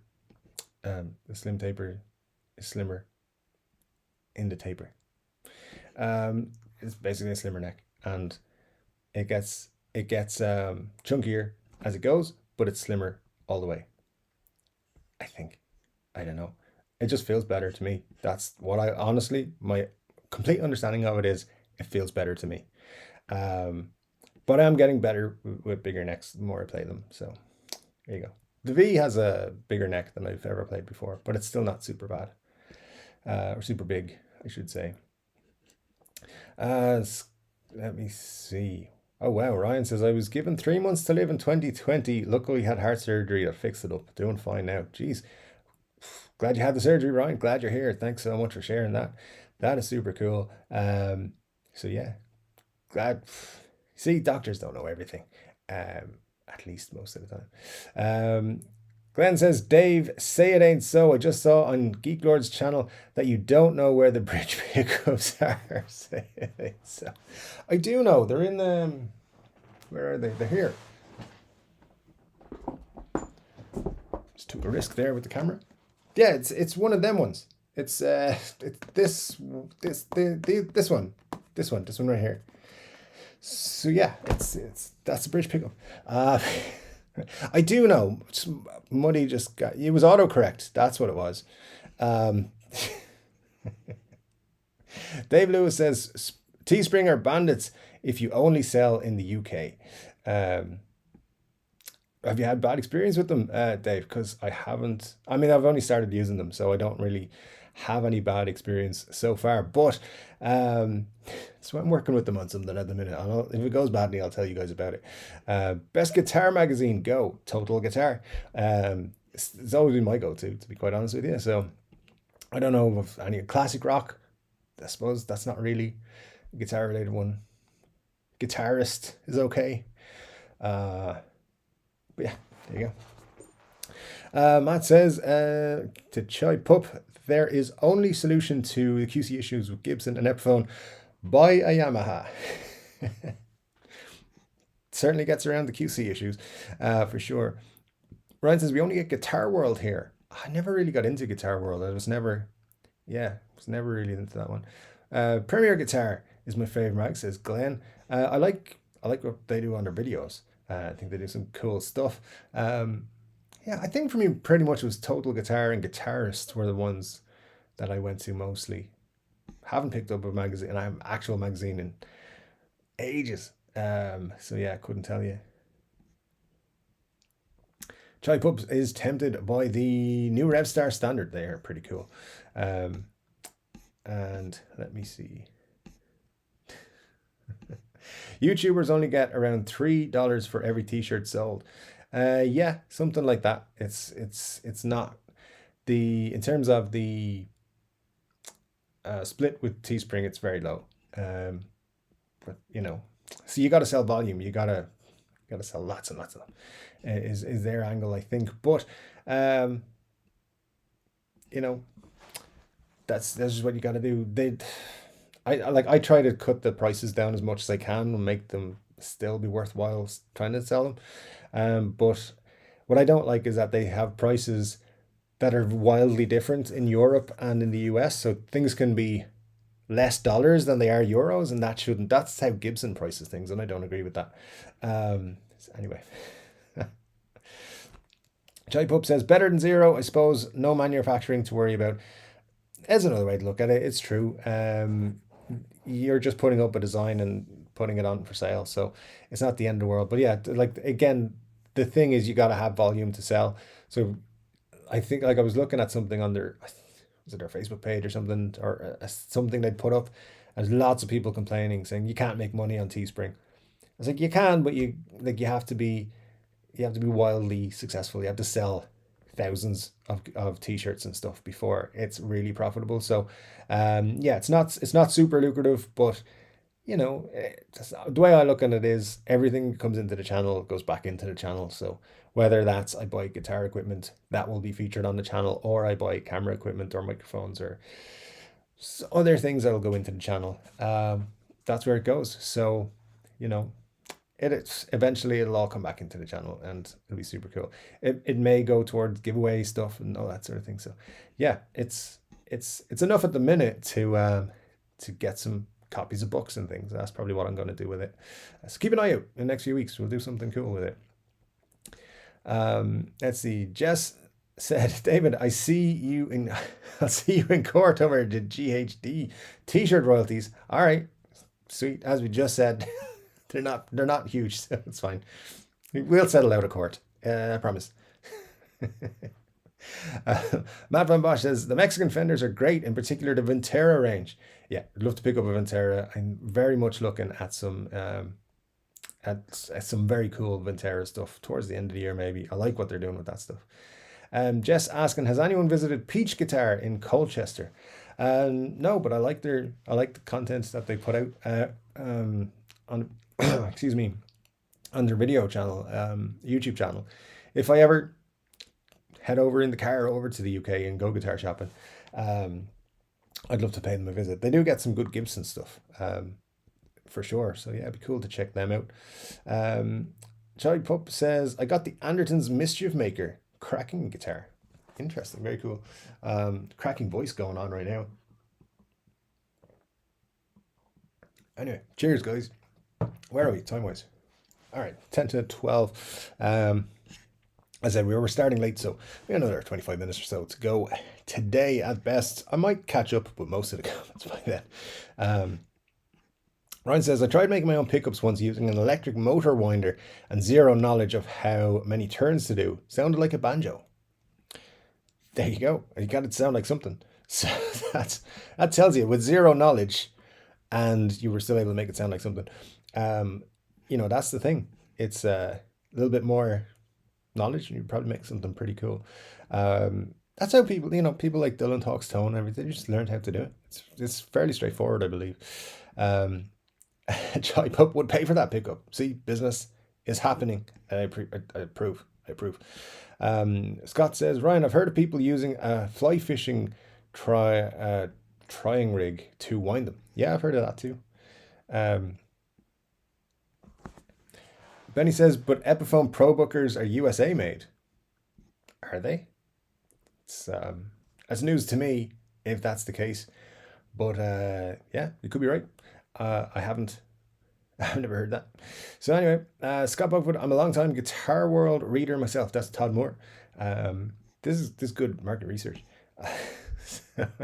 Glenn says, I have a bunch of guitar players mags still in the filing cabinet. Guitar players. Yeah. Guitar player. Yeah, that's another one I've checked out, I think. Rarely, but still, yeah, the odd time. Todd says, I worked in my father's electric motor repair shop for a bit, had a single coil pickup that died on me and took it to work for the winding department, fixed it, and the winding department fixed it. Winding copper coils is the same for motors. Well, there you go. Interesting, yeah. So, well, see, they were able to fix it easy enough. Personally, I like them all. I used to buy them used from a used bookstore, 4 or 5 a week, and then toss them when read, along with Nat Geo and Mad or Cracked magazines. Chai Pup says you missed Playboy.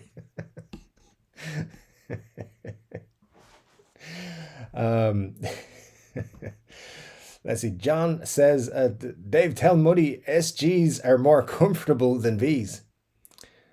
He won't believe me. Muddy is convinced that the Flying V is the greatest guitar. And he's not wrong, because it's the greatest guitar for him. And everyone will have a different opinion on that. And he's right. He's definitely right. But he's also wrong. So there he goes. But yeah, for me, SG is the best. For other people, Tellies are the best. And other people, it's Revstars. Nothing wrong with that. Non-Gibson pickups in the Slash models was a huge missed opportunity. Epiphone custom pro bookers is just marketing spiel. That's from Matt. Yeah, 100% said it from day one with those. Very much. I was just pissed off when they did it, to be honest, because I had been led to believe there was going to be Gibson pickups in those guitars before. And I think some of you started watching the channel because of the Slash coverage I was doing on those guitars in the months before they were released. And I think, I was kind of excited for them. I was hoping they were going to be cool. And actually, my plan was to pick up the full collection if, I hadn't thought that they would be not what I expected them to be. So I was trying to plan out buying the whole Epiphone collection. And yeah, so I was let down. I was like, what's the difference between that and a regular Epiphone other than the colors and the name Slash on it? And there's none. So yeah, it wasn't worth it to me.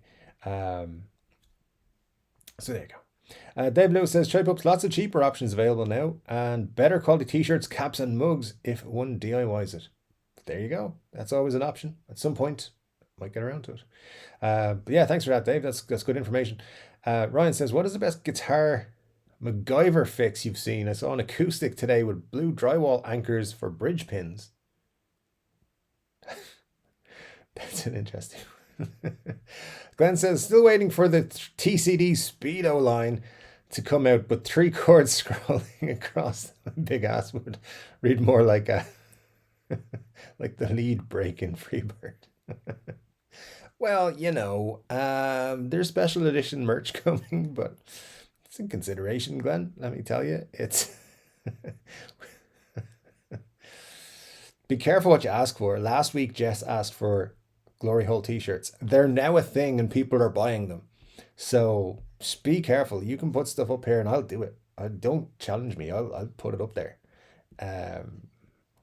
Yeah. I knew what happened. John, Muddy H2O says you better watch your mouth. But he's very passionate about V's being better than SG's. Very passionate. He says Ryan says V's are tough to get used to, but once you find a good V, that's it. I agree with you. 100%. Muddy H2O says once you do, everything else feels weird. We talk about guitars. Yeah. Look, listen. When I got my V, I was like, how do I play this? Because, I prefer, like most of the time when I'm playing guitar, I'm sitting here in my office. I'm just noodling on break times or after work or, in a meeting where I should be paying attention. Things like that. and so I play a lot sitting down. So I had the V, and I was like, this is weird. Doesn't feel good at all. And I didn't get comfortable. But it was actually Muddy H2O who told me how to comfortably sit holding one and not feel like I was contorted in all sorts of shapes. So once you actually get comfortable with a V, it is very comfortable, and it is really cool to play. And I thank him a lot for that. It was great information. But with then you switch, and then you start to play your SG or your custom 22 or whatever it is that you go back to, and yeah, it feels weird. It's like, wait, I'm not holding the neck up here, and there's nothing wrong with all that. It just feels, it's just a different position altogether. But it is great. It gives you much more access as well to the lower frets, and yeah, it's brilliant. It's brilliant. It's not an SG, but it's brilliant. SB says I was late because I made churros. Still thinking what to trade for my Jackson and Squire Strat. Well, hope the churros were cool and nice and everything. But the trade, let me know what you're thinking. That sounds like an interesting one. Scott says played a Bonamassa Black Beauty the other day. Damn, it must weigh 23 pounds. So heavy you'd weigh it in stone. Wow, I felt like Arnold Schwarzenegger holding the Gatling gun. Nice. Yeah, I have to say, like, the Bonamassa signatures, I kicked myself on a few of those that I've missed. I might just buy the next one just in case I end up with remorse for not buying it later on, which seems to be what's happening to me lately. Because somebody sent me a Flying V, the Amos one, at a good price today, but it did sell today to somebody else. So what can you do? Joy says I had an Explorer once. It was a robot one with the thinnest neck. Couldn't get on with it. Yeah, because they did a small known run of Explorers and Vs with the robot tuners. They call them. It might have just been robots. I can't remember, but they were very. They're actually fairly rare. Pretty interesting guitars. From a history point of view. Ryan says, "Well, what issue were you having with the Carina V?" And Muddy can tell you, because lots of issues. Yeah. David Lewis says, "Jess, I've not visited Peach Guitars, but I've bought a few PRS guitars from them and a few effects pedals." Cool. So does anyone get the Koa Top Epiphone Les Paul that came out a few months back? No, I think they look cool, but there's something about them just doesn't do it for me. I don't know why. Yeah, don't know what it is. They just, something about them just makes me not want to pick them up. Dave, the definition of a glory hole is a pickup. I mean, yeah, I get it.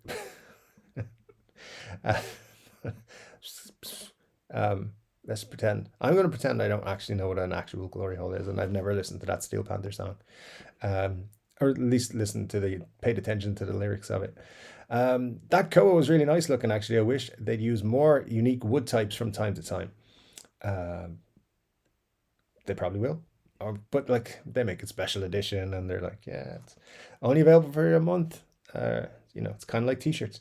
You can buy it for a month and then it's gone forever. Then the second one comes out. What do you think, the SG, Moderns, Epiphone, or Gibson? I think they're cool. Yeah, I think somebody asked with the Les Paul Moderns last week, and yeah, I think they're interesting. I think they've got some nice features. The wiring and everything, the pickups, the different tonal effects is cool, and it's basically the SGs are the same. They're just SG versions. So yeah, I think they're pretty cool. I would definitely pick one up if I got one at a good price. I think that's the key with them. Get them at a good price and you're golden. Get them, which is, what's a good price for them? Like about 1,600 maybe is a good price. But yeah, I like the Moderns. I like what they're doing there. Something new, something different, without actually, making a robot tuner thing or whatever. Not that I have anything against robot tuners, but people hated them. They were a bad move. Scott says, I've never actually heard Gibson say that they've been the best at anything other than being Gibson. I think Gibson are a pretty good Gibson. They are a pretty good Gibson, but what is a Gibson? the question. Dave Lewis says, I've used Signals not far down the road for Name and Rega audio equipment for over 10 years. Ryan says, played the SG Muse. It was great. The one I tried was really nicely made. I like the Muse SG. LP. I do have one for sale at the minute, but that's only because it's just not the right Les Paul for me. And I'm pretty much stuck now that I'm just going to have one Les Paul in the collection, so it's going to move on while I try a few others. And Gold Glory is going to be the next one, I think, unless something special hits me this week. Marge says, I like the Gibson Modern of any model. The Epiphone LP Modern, both flamed and non-flamed, are consistently well reviewed. Great specs and features. I'd imagine the same is true for the SG. Yeah, 100%. I agree with that for sure. John says, great stream. Dave's GH. I'm going to have to say GH. I don't want to scare away the new people. Has anyone seen or heard the new PV amps? I've heard about them. I haven't actually tested them out yet myself, Andrew. But if you have, let us know for sure. Ernie says, okay, relax. I'm finally back. I hate it when I miss the beginning. It screws up my whole experience. Great to see you. Great to see you, Ernie. Thanks for dropping by. And don't worry, we're always glad to see you, whatever time it is. At any point during the stream. Scott says, I've had bad memories of PVs. I have bad memories of PVs, but times change. Yeah, it's interesting, the new range, but I wait to see what people say about them. Ryan says, Andrew Collins, a friend of mine, has a classic 20 tweed head and cab. Sounds great. Better than any Blues Junior I've heard. That's interesting. Yeah, maybe they're pretty cool. Should really look into it a bit more. I haven't really been keeping up with amp stuff at all. The whole tubes thing is driving me crazy. And I'd probably be looking to buy, I'm going to move house before I buy a new amp. So that's looking a ways off at the minute. So yeah, anyway, we'll see how it goes. John says, yes, I remember you saying last week that why Harley Benton is doing so well is because Gibson doesn't sell playable guitars for 200. It's one of the reasons, for sure. Let's see, Muddy. H2O, yet another super chat. Sir, it is too much. It's too much. I'm going to call it. It's too much. But thank you. I do appreciate it. So instead of tuners that tune themselves, Gibson should invent a guitar that builds itself. We may have gotten to see Dave's fee before 2030. You'll see it. It's fine. I just like keeping the suspense going, that's all. It's actually been perfect for the last 3 months. No, but thank you for the super chat, and also for pushing me to do stuff ahead of other stuff. It's nearly ready. I promise. It's nearly ready. It should be finished tomorrow. You will be the first to know. Apart from me, I'll know first, but then you will be the next people to know. Yeah. Anyway, Marza says PV is still hanging on. Is still hanging on. I love the brand, but their CEO is the problem. Worth watching them on Undercover Boss and other videos that show the CEO in action. He's horrible. I haven't seen that episode of Undercover Boss. I haven't seen that show in years, so might be worth looking out for. Glenn Bailey says loves Explorers, favorite guitar style. Very cool. Yeah. I think it was saying I don't think I've ever played an Explorer, at least not for more than a couple of minutes. So there's definitely some exploring to do on the Explorer side of things, but they're very cool. Ernie says, "Wow, dude, take a drink of that beer," and everyone else smash that like button. Yeah, hit the like button. Yeah, 28 likes, 28 people watching. I'm not going to complain about that. That's pretty good. PV would make a comeback if the CEO would get axed. What's going on? What's he like? What's the story with him? Benny says there's used Gibson SG from 2007 in a local guitar shop for around €800, but all the info I know for now.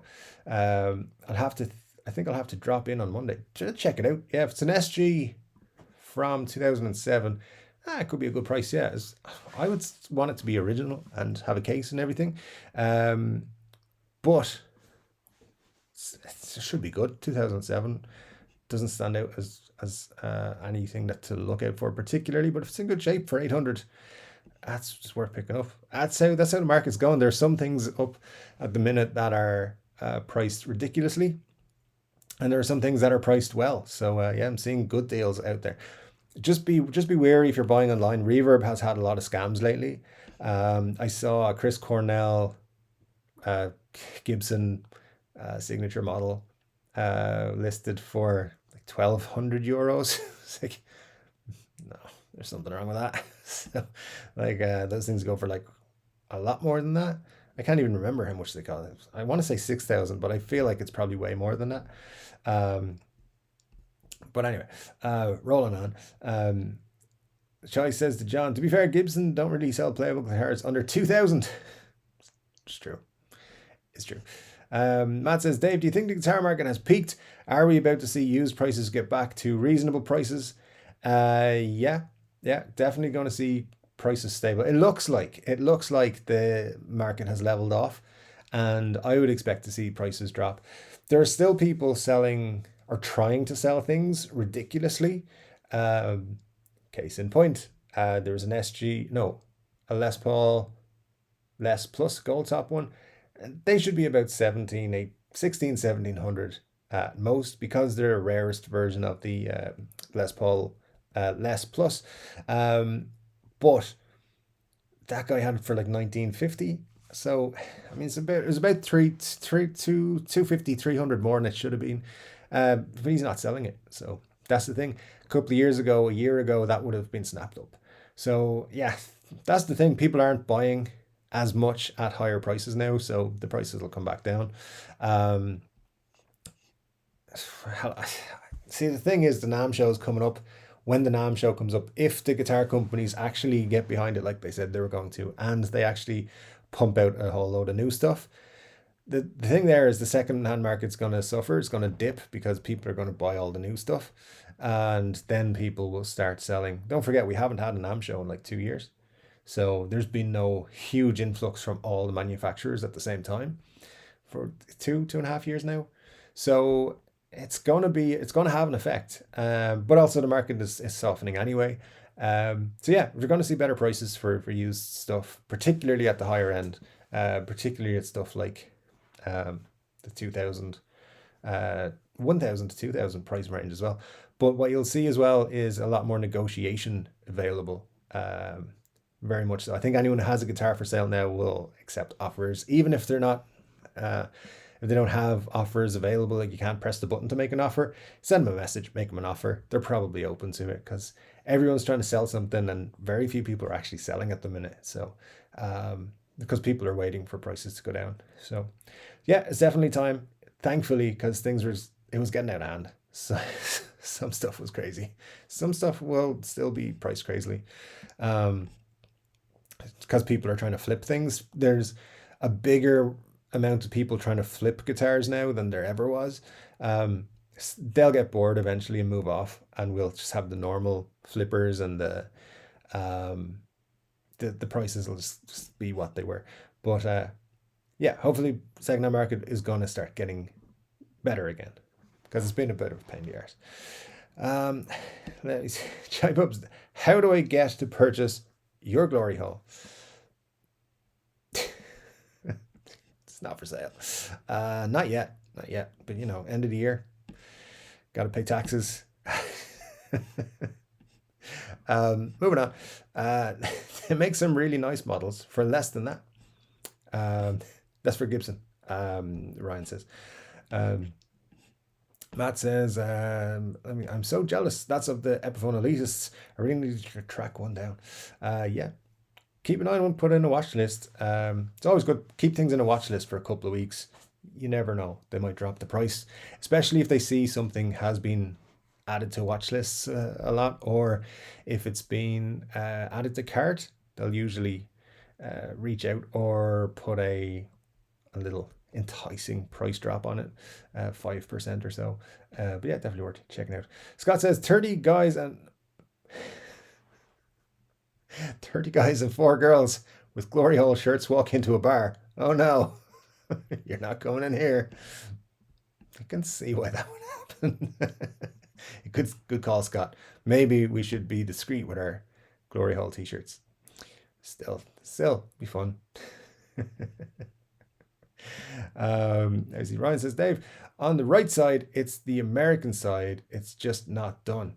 No, the correct side. I meant the correct side.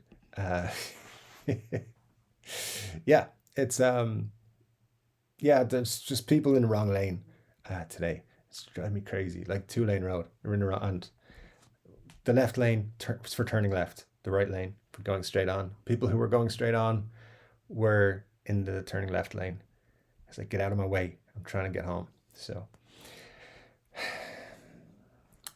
Dublin people. Just to clarify, I was born in Dublin. Sorry about that. Anyway, the TV yellow is so cool. TV yellow is a nice finish. I'll give you that. It's no blue, but they didn't make TV blue. Have you heard Jack White's tone? Yeah, it's not my favorite. So yeah, I know where you come from on that. I agree with you. Let me see. They're hard to find, Matt. Wish you good luck. Yeah, but that is true. The elitists are hard to find, but you never know. You never know what's going to pop up every day. People are posting stuff, so hopefully, fingers crossed for you. John says, Muddy, since I've never played a V, I can't say if they're comfy. You can get comfy with them. I have to admit. You don't think you can, but then you get told how to hold it, and it works. The Flying V, that is. Right, Chai says the Gibson one was lovely because the paint was applied by a 3-year-old, so I wasn't consistent. So it wasn't consistent, but gave it a certain coolness. Interesting, yeah. It's the 3-year-olds doing the paint jobs there, the best one. Matt says, really are in the UK. Always think it is a good sign of quality when they aren't many for sale. Yeah, when stuff doesn't get resold, that's a good point. And that is a very good point. Let's see now. The old voice is going, guys. We may not be able to continue too much longer, but I do have lots and lots and lots of chat to get through, so I'll do my best. Give them 3 chords and watch them dance. Exactly, 3 chords is all you need. 3 chords and the truth, obviously. And if you don't get the quote, that's where the name comes from. Sorry I'm late. What did I miss? I picked up the Epiphone Gold Glory and it plays nice. From CN, just FYI, Steve's Music in Canada had a few. Very cool, Mike. Yeah, that's awesome. I said the Gold Glory is on my list. I think I'm going to pick one up when Tom and get their stock in the next couple of weeks. We'll see. I reached out to them and asked them to put one aside for me, and they said, we'll let you know, and you have to say yes or no, because they're like, these things are gold, literally gold. They'll sell out straight away. So they're going to let me know when they have them, and it's a yes or no. So hopefully it's a yes. Let me see, where are we gonna? Aren't they making a greenie model? Gibson are going to bring out a greenie model first, and then an Epiphone one will come out next year, I believe.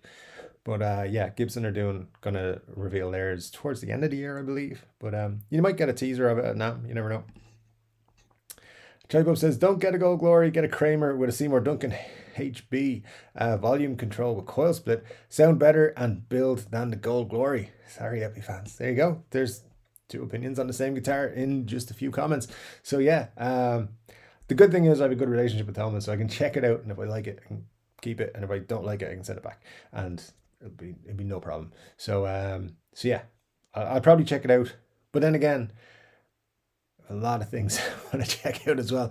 And I do feel, and I was saying this to Muddy during the week, I'm trying not to buy anything until NAMM happens, because if something cool comes out at NAMM, I want to be able to buy it.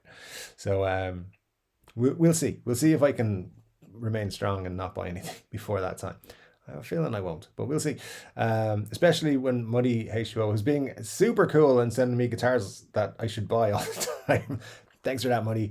You're putting a lot of pressure on my wallet, and yeah, it's difficult. That's all I'm going to say. Mike has been eyeing a Kramer Paris Sig. Looks cool. I'll have to check that out. I haven't really looked too much at the Kramers that they're doing lately, so I'll definitely check that out for sure. Let's see. I have no more room for guitars, so tomorrow I'm building a double-decker guitar shelf like the Wegner ones, so I can buy more. That's exactly the kind of thinking I appreciate. Yeah, I've no room. I'm gonna make some room. It's like to do it. Yeah, sell guitars and buy more amps. No, don't do that. It's buy more guitars. Uh, yeah, there's another way of doing it. All right, for sure. By the way, if you're got, make sure to thumbs up the stream and share it and all that sort of stuff. For Marsha, yeah, good stuff. Thank you for that. Thanks for all the likes and everything, guys. 30 likes, 30 people. Can't complain. Mike says, oops, I missed the comment part the first time. Well, Scott, I will try and catch your comment here before we go if I can, because yeah, I'm on the lookout for it. Killing it with the super chats, dudes. Yeah, this is from Muddy Show. Absolutely. And yeah, appreciate it. Every single one of them is super cool of you guys. Thank you so much. SB says, just offered my dinky for an Epi SG Gothic. Cool. SG Gothics are nice. I like them. You know, they're dark. No, they're very cool. Let me see. Marsha says, first time here or first time super chat? Welcome either way. Absolutely welcome. Yeah, for sure. A few more super chats and Dave is going to upgrade his custom guitar order from cardboard to plywood. Hey, you know, listen, lots of people thought the Kalamazoo KG2A was cool. And I agree. Plus, lots of people now know they can buy a 1965 guitar for like $700. It's made of MDF, but still, it's a guitar. So there's a reason why Gibson didn't put their name on it or Epiphone's name and have kind of buried in history. But there you go. It's a thing. Ryan says to Scott, I've regretted almost every guitar sale with two exceptions. FMT, Telecaster, HH, and a PRS SE24 with finish issues. The FMT Telecaster is one I looked at before. So yeah. Interesting to know you didn't regret selling that one. SB says, I bet he scribbled the word glory hole instead of look up that guitar. No comment. Anyway, what if you put a single coil in the middle pickup of an SG? It's a thing to do, but I don't know even why you need a third pickup. To be honest, two works fine. Absolutely. Chai Pup says Murphy Lab equals hiding poor QC. Yeah, having a discussion about it the other day. I said, and there was ultra light age. I was like, I wouldn't mind an ultra light age, but light age was like $2,000 more. And I was like, I don't think the extra damage is worth the extra $2,000. And that's how I see it. So yeah, I agree with you 100% on that, Chai. Good stuff there. Mike says, Sweet Scott, south of Ottawa here. Howdy, love 3-chord D. Thank you. All the love back to you. Yeah, don't get the third pickup thing. Is there a guitar out there with 4, 5 or more pickups crammed into the body? I'd hate to see the electronics cavity on a guitar with 3+ pickups, like a jungle. There probably is. I think Johnny Marr posted something with like a lot of pickups on it recently. Was it Johnny Marr? It was, yeah, I think it was Johnny Marr. It just looked horrendous. I thought it was an April Fool's joke, but it wasn't. Let's see. Hot take incoming. Strats only need neck and middle pickups. No bridge needed. A hill I'm prepared to die on. Interesting. I'm not going to fight you on that one. Mike says first time super chatting. That's amazing, Mike. Thanks so much. That honestly means a lot. So listen, don't worry.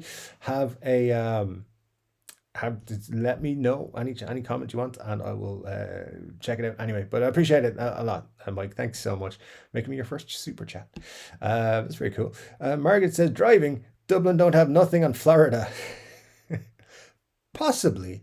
I drove in LA once. Well, before a few times, lots of times, and that wasn't as scary as driving in Dublin to me, which is weird. Yeah. Although I've driven a few places in the States. The scariest place I've ever seen for driving was the Philippines. Like they don't have rules of the road over there. They're just like, you're on the road, go. That's it. Do whatever you want. It's all good. People die. It's, you know. Glenn says Florida drivers are freaking nuts. Was there last year. All right. Well, guess I'm not going to Disney. Or whatever else they have in Florida, Dexter Tours or something. Why not have a single pickup spanning the bridge to tenon? That used to be the way they did it, Scott. In the 30s, there was guitars like that, and it was like diagonally placed. Um, well, some guitar makers, Gibson had guitars like that, or Epiphone had guitars like that. It's just one single pickup, and it was a huge thing. That would diagonally go. There's a guitar potentially on Guitar Wishlist in the next few weeks that I'll cover that in. But yeah, they used to be like that's see, you're thinking on the right lines because that's what they started to do. Chai Pup says Dublin doesn't have intelligent traffic lights, so you have to wait till the red light, even if there's not traffic from the other side. Yeah, that's how it works, or doesn't work. V Kelly 1975 says, Dave, are you a pedal guy? If so, what's your favorite drive pedal? I'm not really a pedal guy, so I don't really have one. But at the same time, I would pick a blues driver because it's a blues driver. So that's probably the wrong answer. I don't know, but yeah, not a pedal guy at all. As witnessed by my collection of Behringer guitar pedals, plastic ones. So yeah, not super into them, but will eventually get into them. Just haven't yet, because I know once I get into them, I'll get obsessed and I'll spend all of my money on them. So yeah, that's why I'm not into them that much yet. Marcia says, someone out there would totally buy that. Why don't you approach a company with the idea? You could, but they'd be like, they did that already. Yeah, as I said, we'll go into that in Guitar Wishlist in a couple of weeks. Let me see. I prefer chunkier neck on guitars, Glenn Bailey. Some people do. And Muddy Age Joe says, same Glenn, but Dave and his lady hands, you know. Listen, I got these hands. That's all I got. It's just how it is, all right? Everyone's different. Leave me alone. It's just me. Is it me, or did those pickups Dave held up look gigantic? Don't recall them looking so big last week. I never saw such a big looking pickup. Maybe it was a reflection. These ones? They're just regular size.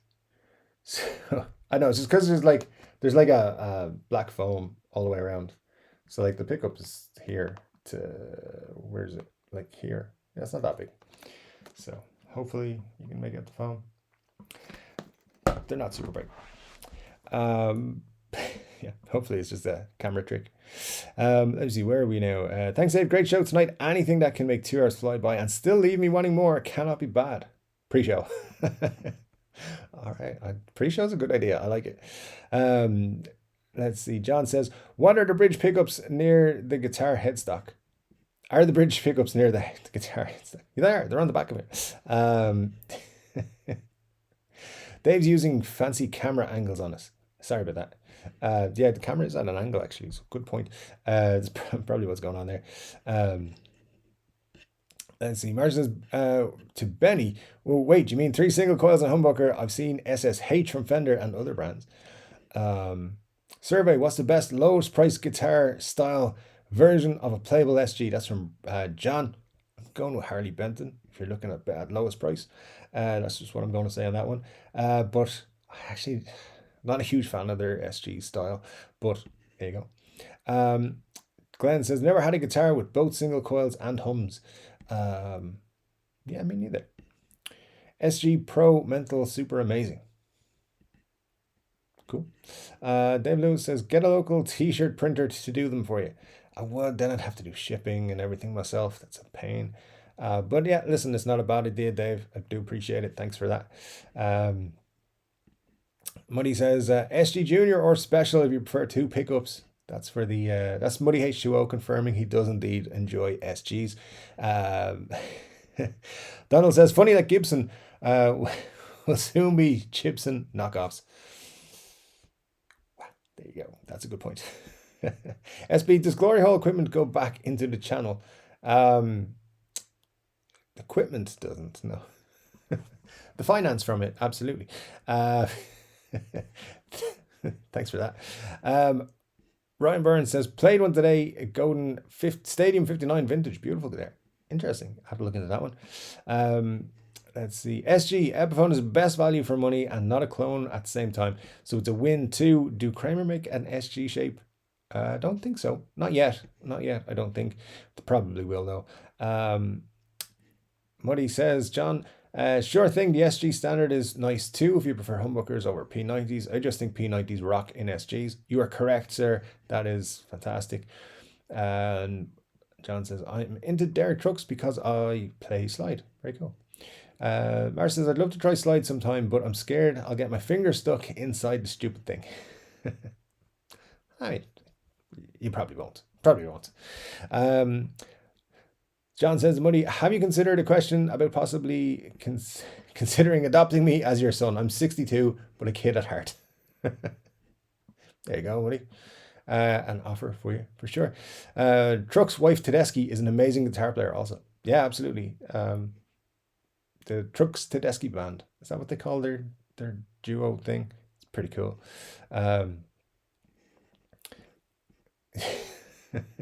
Just waiting to hear from the lawyers. Good stuff. John could be adopted soon. Todd says, gotta drop out early, guys. Take care. Catch you next week. Rock on, Dave. Peace and love, TCD family. Absolutely. Let's see, how far away am I from the end? Because it's like nearly 12:30. This is like way past my bedtime. Glenn says, if you adopt John, you'll need a sibling. There's going to be some competition here, Muddy, I think. Purely because, they want to play all your guitars. Firefly has an SG style guitar. I bought one 3 months ago. Absolutely love it. Only changed the pickups. There you go. I'm sort of in the same situation. I want to retain my EU password, so I'm looking for somebody to adopt me too. I got an EU passport. Just saying. It's refreshed it very recently too.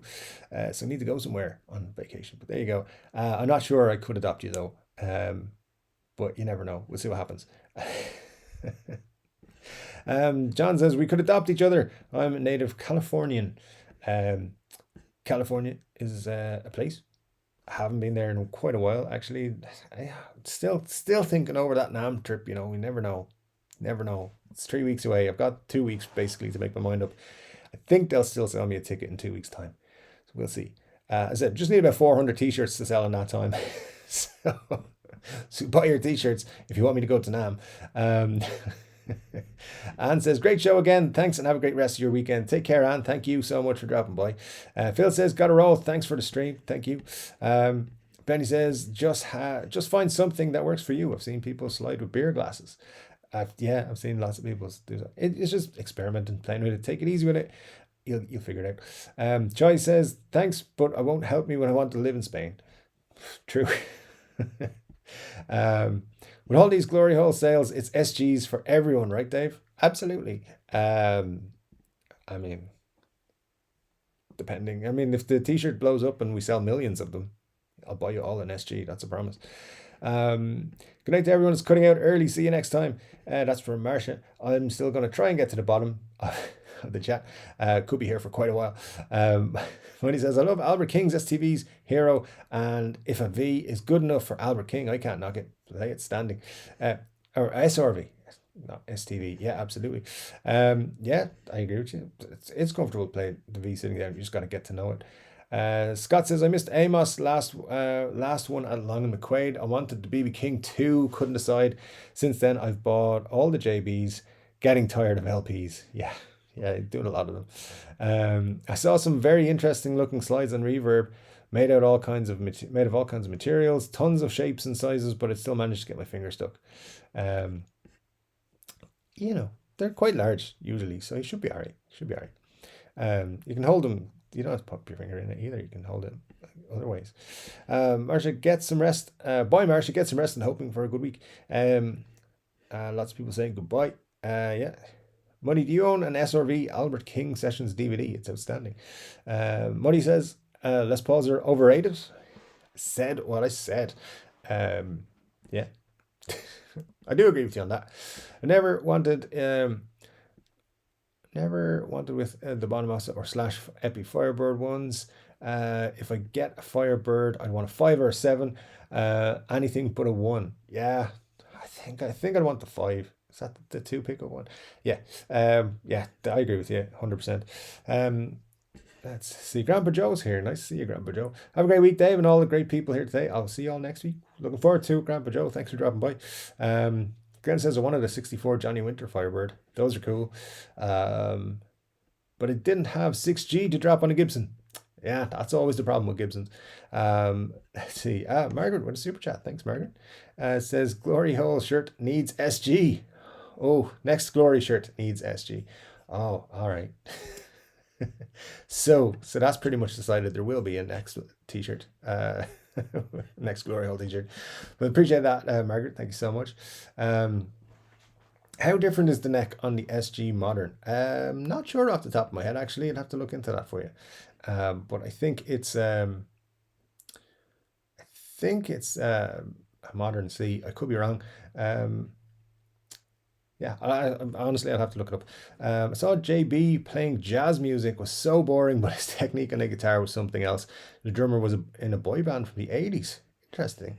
Let's see. SRV is on my top 5 players. Gilmore, Jeff Beck, Roy Buchanan, Frank Zappa, instrumentals, and SRV, and Rory Gallagher, number 6. Steve says goodbye. Gotta go. Great stream.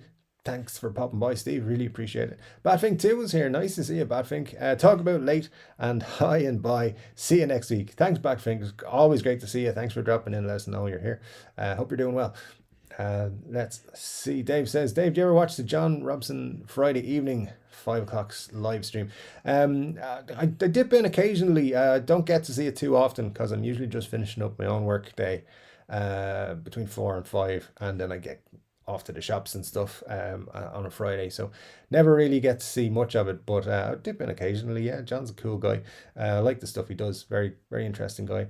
The guy that tunes up new guitars came up with robot tuners. They're an invention. Actually, the company that Gibson bought them from never got paid fully. It's an interesting story. I might do a video about it at some point.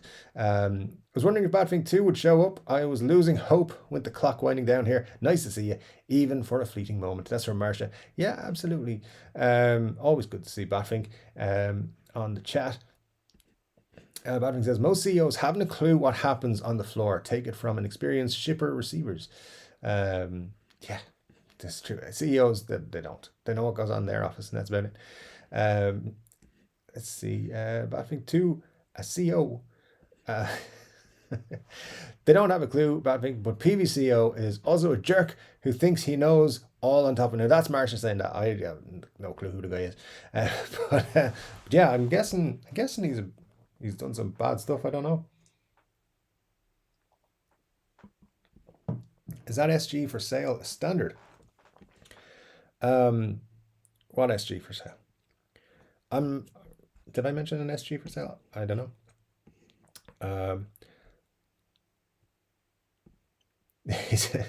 Marsha, he sounds like Gibson's now ex-CEO. Henry was... I say nothing. Because, someone told me SG meant solid guitar. Creative, not... Yeah, that's what it means. Yeah. It was the 60s. Let me see. Benny says, I don't know yet. I'll hopefully find out Monday. Okay, that's where he was talking Ryan around that. The stuff I've seen and read about his guy is shockingly horrible. Oh, and there was an undercover boss update, and even that was like, oh my god, it's all on YouTube. It showed in my feed last year. Interesting. Touche, sir, not just a simpleton or pretty face. I just can't type. There you go. Who can? At the end of the day. Ryan says, reverb is useless now, other than for seeing what shops have the guitar you want. I get more scammers than actual buyers, and everything is way overpriced. Even new guitars still in stock everywhere. You do see a lot of that. Like the NAMM show this year is going to be pants. Possibly. A lot of the best stuff's not going to be at it for sure, but there'll be a lot of teasing and stuff like that. We'll see. But anyway, it's happening. That's a good thing. And hopefully it leads to a proper one in January. Let's have a look. She got one of your former bosses used to be pretty much a Nazi. She got escorted out of the building in front of hundreds of us all clapping. Nice. That's the kind of thing I like to see happening. Uh, I guess I'm from Dublin and definitely can't drive well. Or can, but don't. Well, if you're in Wexford and you're driving, just be careful. Get out of my way. Uh, the mod shop have sold TV Blue specials. Ah, I want to see. I want one of them. Well, actually, I don't, but it'd be nice to see it. And I'm going to Steve's music. They told me I couldn't keep time. Cheeky arses. Chai says, would love an SG standard in Pelham Blue with the Vibrola. Nice. Yeah, see what I mean? They're cool. Somebody thinks that SGs, aren't as good as Flying V's, but hey, whatever. Played Old Glory, the black one, at Steve's last week. It was nice. Just the neck was a bit too thick. Yeah, I believe it's a super thick neck. See, I don't have anything against thick necks or chunky necks. Meanwhile, I played to click tracks all the time, even live. There you go. Steve's in Toronto is my favorite shop. Shane and Liam are good guys. That's from Ryan. Let's see, Dave. You want more guitars? You need more glory holes. Nope. Thanks, John. Really helping Glenn with the whole mention of glory holes this week. Childpup says, yes, bitten too many times with Gibson custom shop, not worth the money. And Batfink said, Ryan, I guess the drums department and guitar department are different animals. There you go. Dave says, the show this year will have a few old paid to be there YouTubers and friends of this year's 42 Gear Street 4 in Germany. Yeah, no, they're trying to make it a big thing. Like they are trying to get everyone to go. And what I've been told is that like the bigger companies are preparing stuff to launch through NAMM. So my contacts are telling me it will be interesting. It'll be a good show. 80% of the stuff they've told me though this year has been wrong. So so yeah, that's all I can say on that. Anyway, how are we doing? We still have 20 folks here, so let's see, we'll try and run through the rest. I'll get through it as quickly as I can because we're very over time. Let's see. I still don't know what a glory hole is. I think Oasis had a song about it. I think that's right. Something like that. But Badfink, I don't know if you're aware of this, but last week one of the guys asked for glory hole t-shirts. So there you go. There's now official 3-Chord Dave. Well, my name's not on it, but glory hole t-shirts. So yeah, and actually within the space of a week, they're already the best-selling merch on the channel. It's just how we roll around here. So yeah, don't worry about it, what they are, but they're they're there. Mar says, I know you don't use apps, but you clearly use websites. There are websites too. Marsha, I think you're going to have to take the lead and find out about this first, the collaborating websites and apps.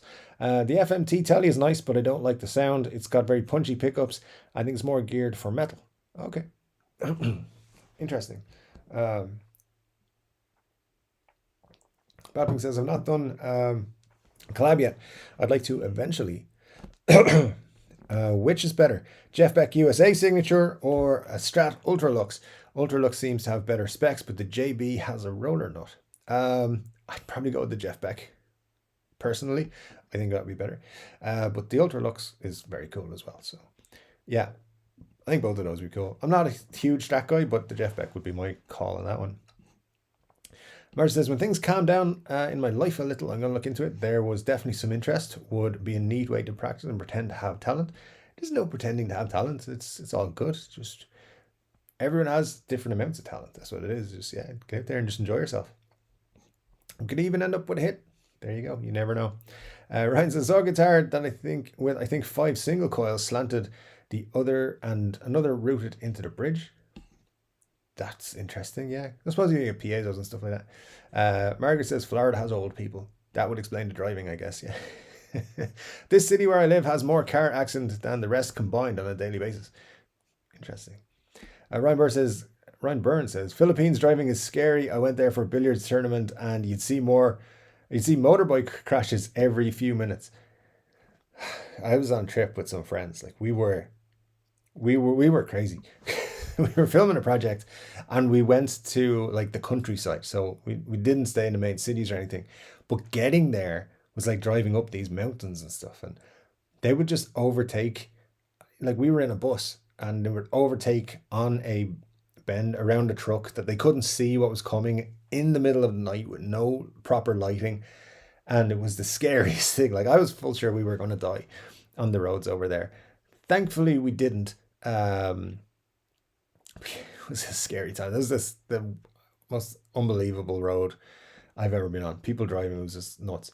So I don't. There should be videos about driving in the Philippines. It's mental. Anyway, let me see. Badfink says, Marsh, you have a point. I always tell people who can't sing to start a band. Just look at people at today's pop music. That's very true. Behringer TO 800 is the same as the original Tube Screamer for £20. I think that's the one I have. The TO 800. It is. Yeah. And I did buy it because I was like, it's green. Might be like a Tube Screamer. So yeah. There you go. I just realized Dave ditched the big mic this week. I didn't use it last week either. I'd use it on another project that I'm working on with a pal of mine. So it works for that. Didn't so much work for this. So it's fine. Let me see. You guys are talking about where you live. He traded the big mic for a bridge pick up locator. I did. It's on the way. It's in the post. I noticed here they seem to have given up on the texting and driving laws. Don't tell me about that. Let me see what we've got here. I love watching Dave trying to catch up with the comments. Speed reading. Speed misreading. He seems more awake speed reading. It's just I'm trying to get to bed. It's way past my bed.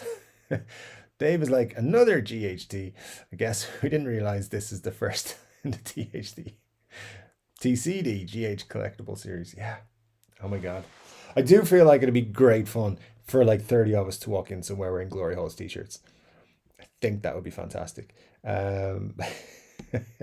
Would be super cool. Right, has anyone actually heard Bonamassa' music? All I see is his interviews. He does music? What? No, yeah, he's an impressive player. I've listened to him a few times. I've watched some of his live shows. I like watching all the guitars he plays. He always fits in some Rory Gallagher into his shows, which I appreciate. And yeah, he's good. He's good. I've never actually bought an album or sat and listened to an album, but I think his live shows are cool. Badfing says, Ryan, I like lots of Joe's music, his Albert Hall DVDs, very impressive. That it is, yeah, very true. Very true. I do have some songs on playlists from usually as covers. So, like I just got paid and stuff like that. Very cool stuff. Yeah, absolutely. How are we doing? We're almost there. Your name should be on the shirt. Not yet. No.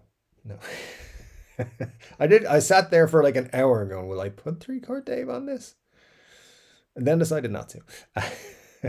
Badfing says, I may get my mum one for her upcoming birthday. Then great idea, Dave. A Glory Hole shirt. Yes.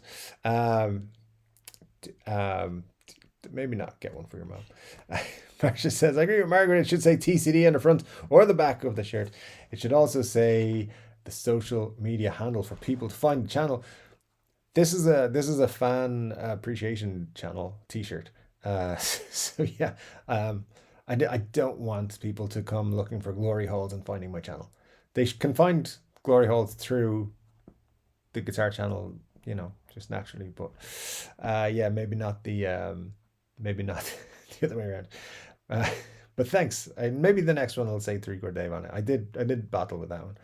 Ryan says, the bad thing, my mom would wear a GH t-shirt for sure. She has all sorts of Beatles and Hendrix shirts. She wears all gifts from me. Uh-oh. Feel sorry for moms who are going to get my t-shirts. Anyway, it's all good and it kicks back to the channel. So let's hope. John says, don't get your hopes up about NAMM. About going to NAMM, like for selling 400 t-shirts. Yeah, I'm not. I'm not, but I do think there's going to be some interesting stuff here coming out. It won't be the best NAMM show ever. There will be some interesting stuff for sure. Ryan says, I want to see what Marshall has at NAMM this year. 60th anniversary should have something. Yeah, well, who knows? I think they might just do their own thing actually, but a side thing, but you never know. John says, buy your glory hole before they're gone. Absolutely. But I think asking Ryan, is your mom single? That might be Just between you guys. Anyway, guys, we're at the end of the chat. Yay! Thanks so much to the 16 people who have stuck around long enough. Don't forget, you can still pick these up on the Teespring store for the next 20-something days. Anyway, I do appreciate you guys hanging out with me today. We went longer than usual, much longer, but it was a lot of fun. Thank you so much. I'm going to go to bed now because late. I'm going to drink that beer and I'm going to go to bed.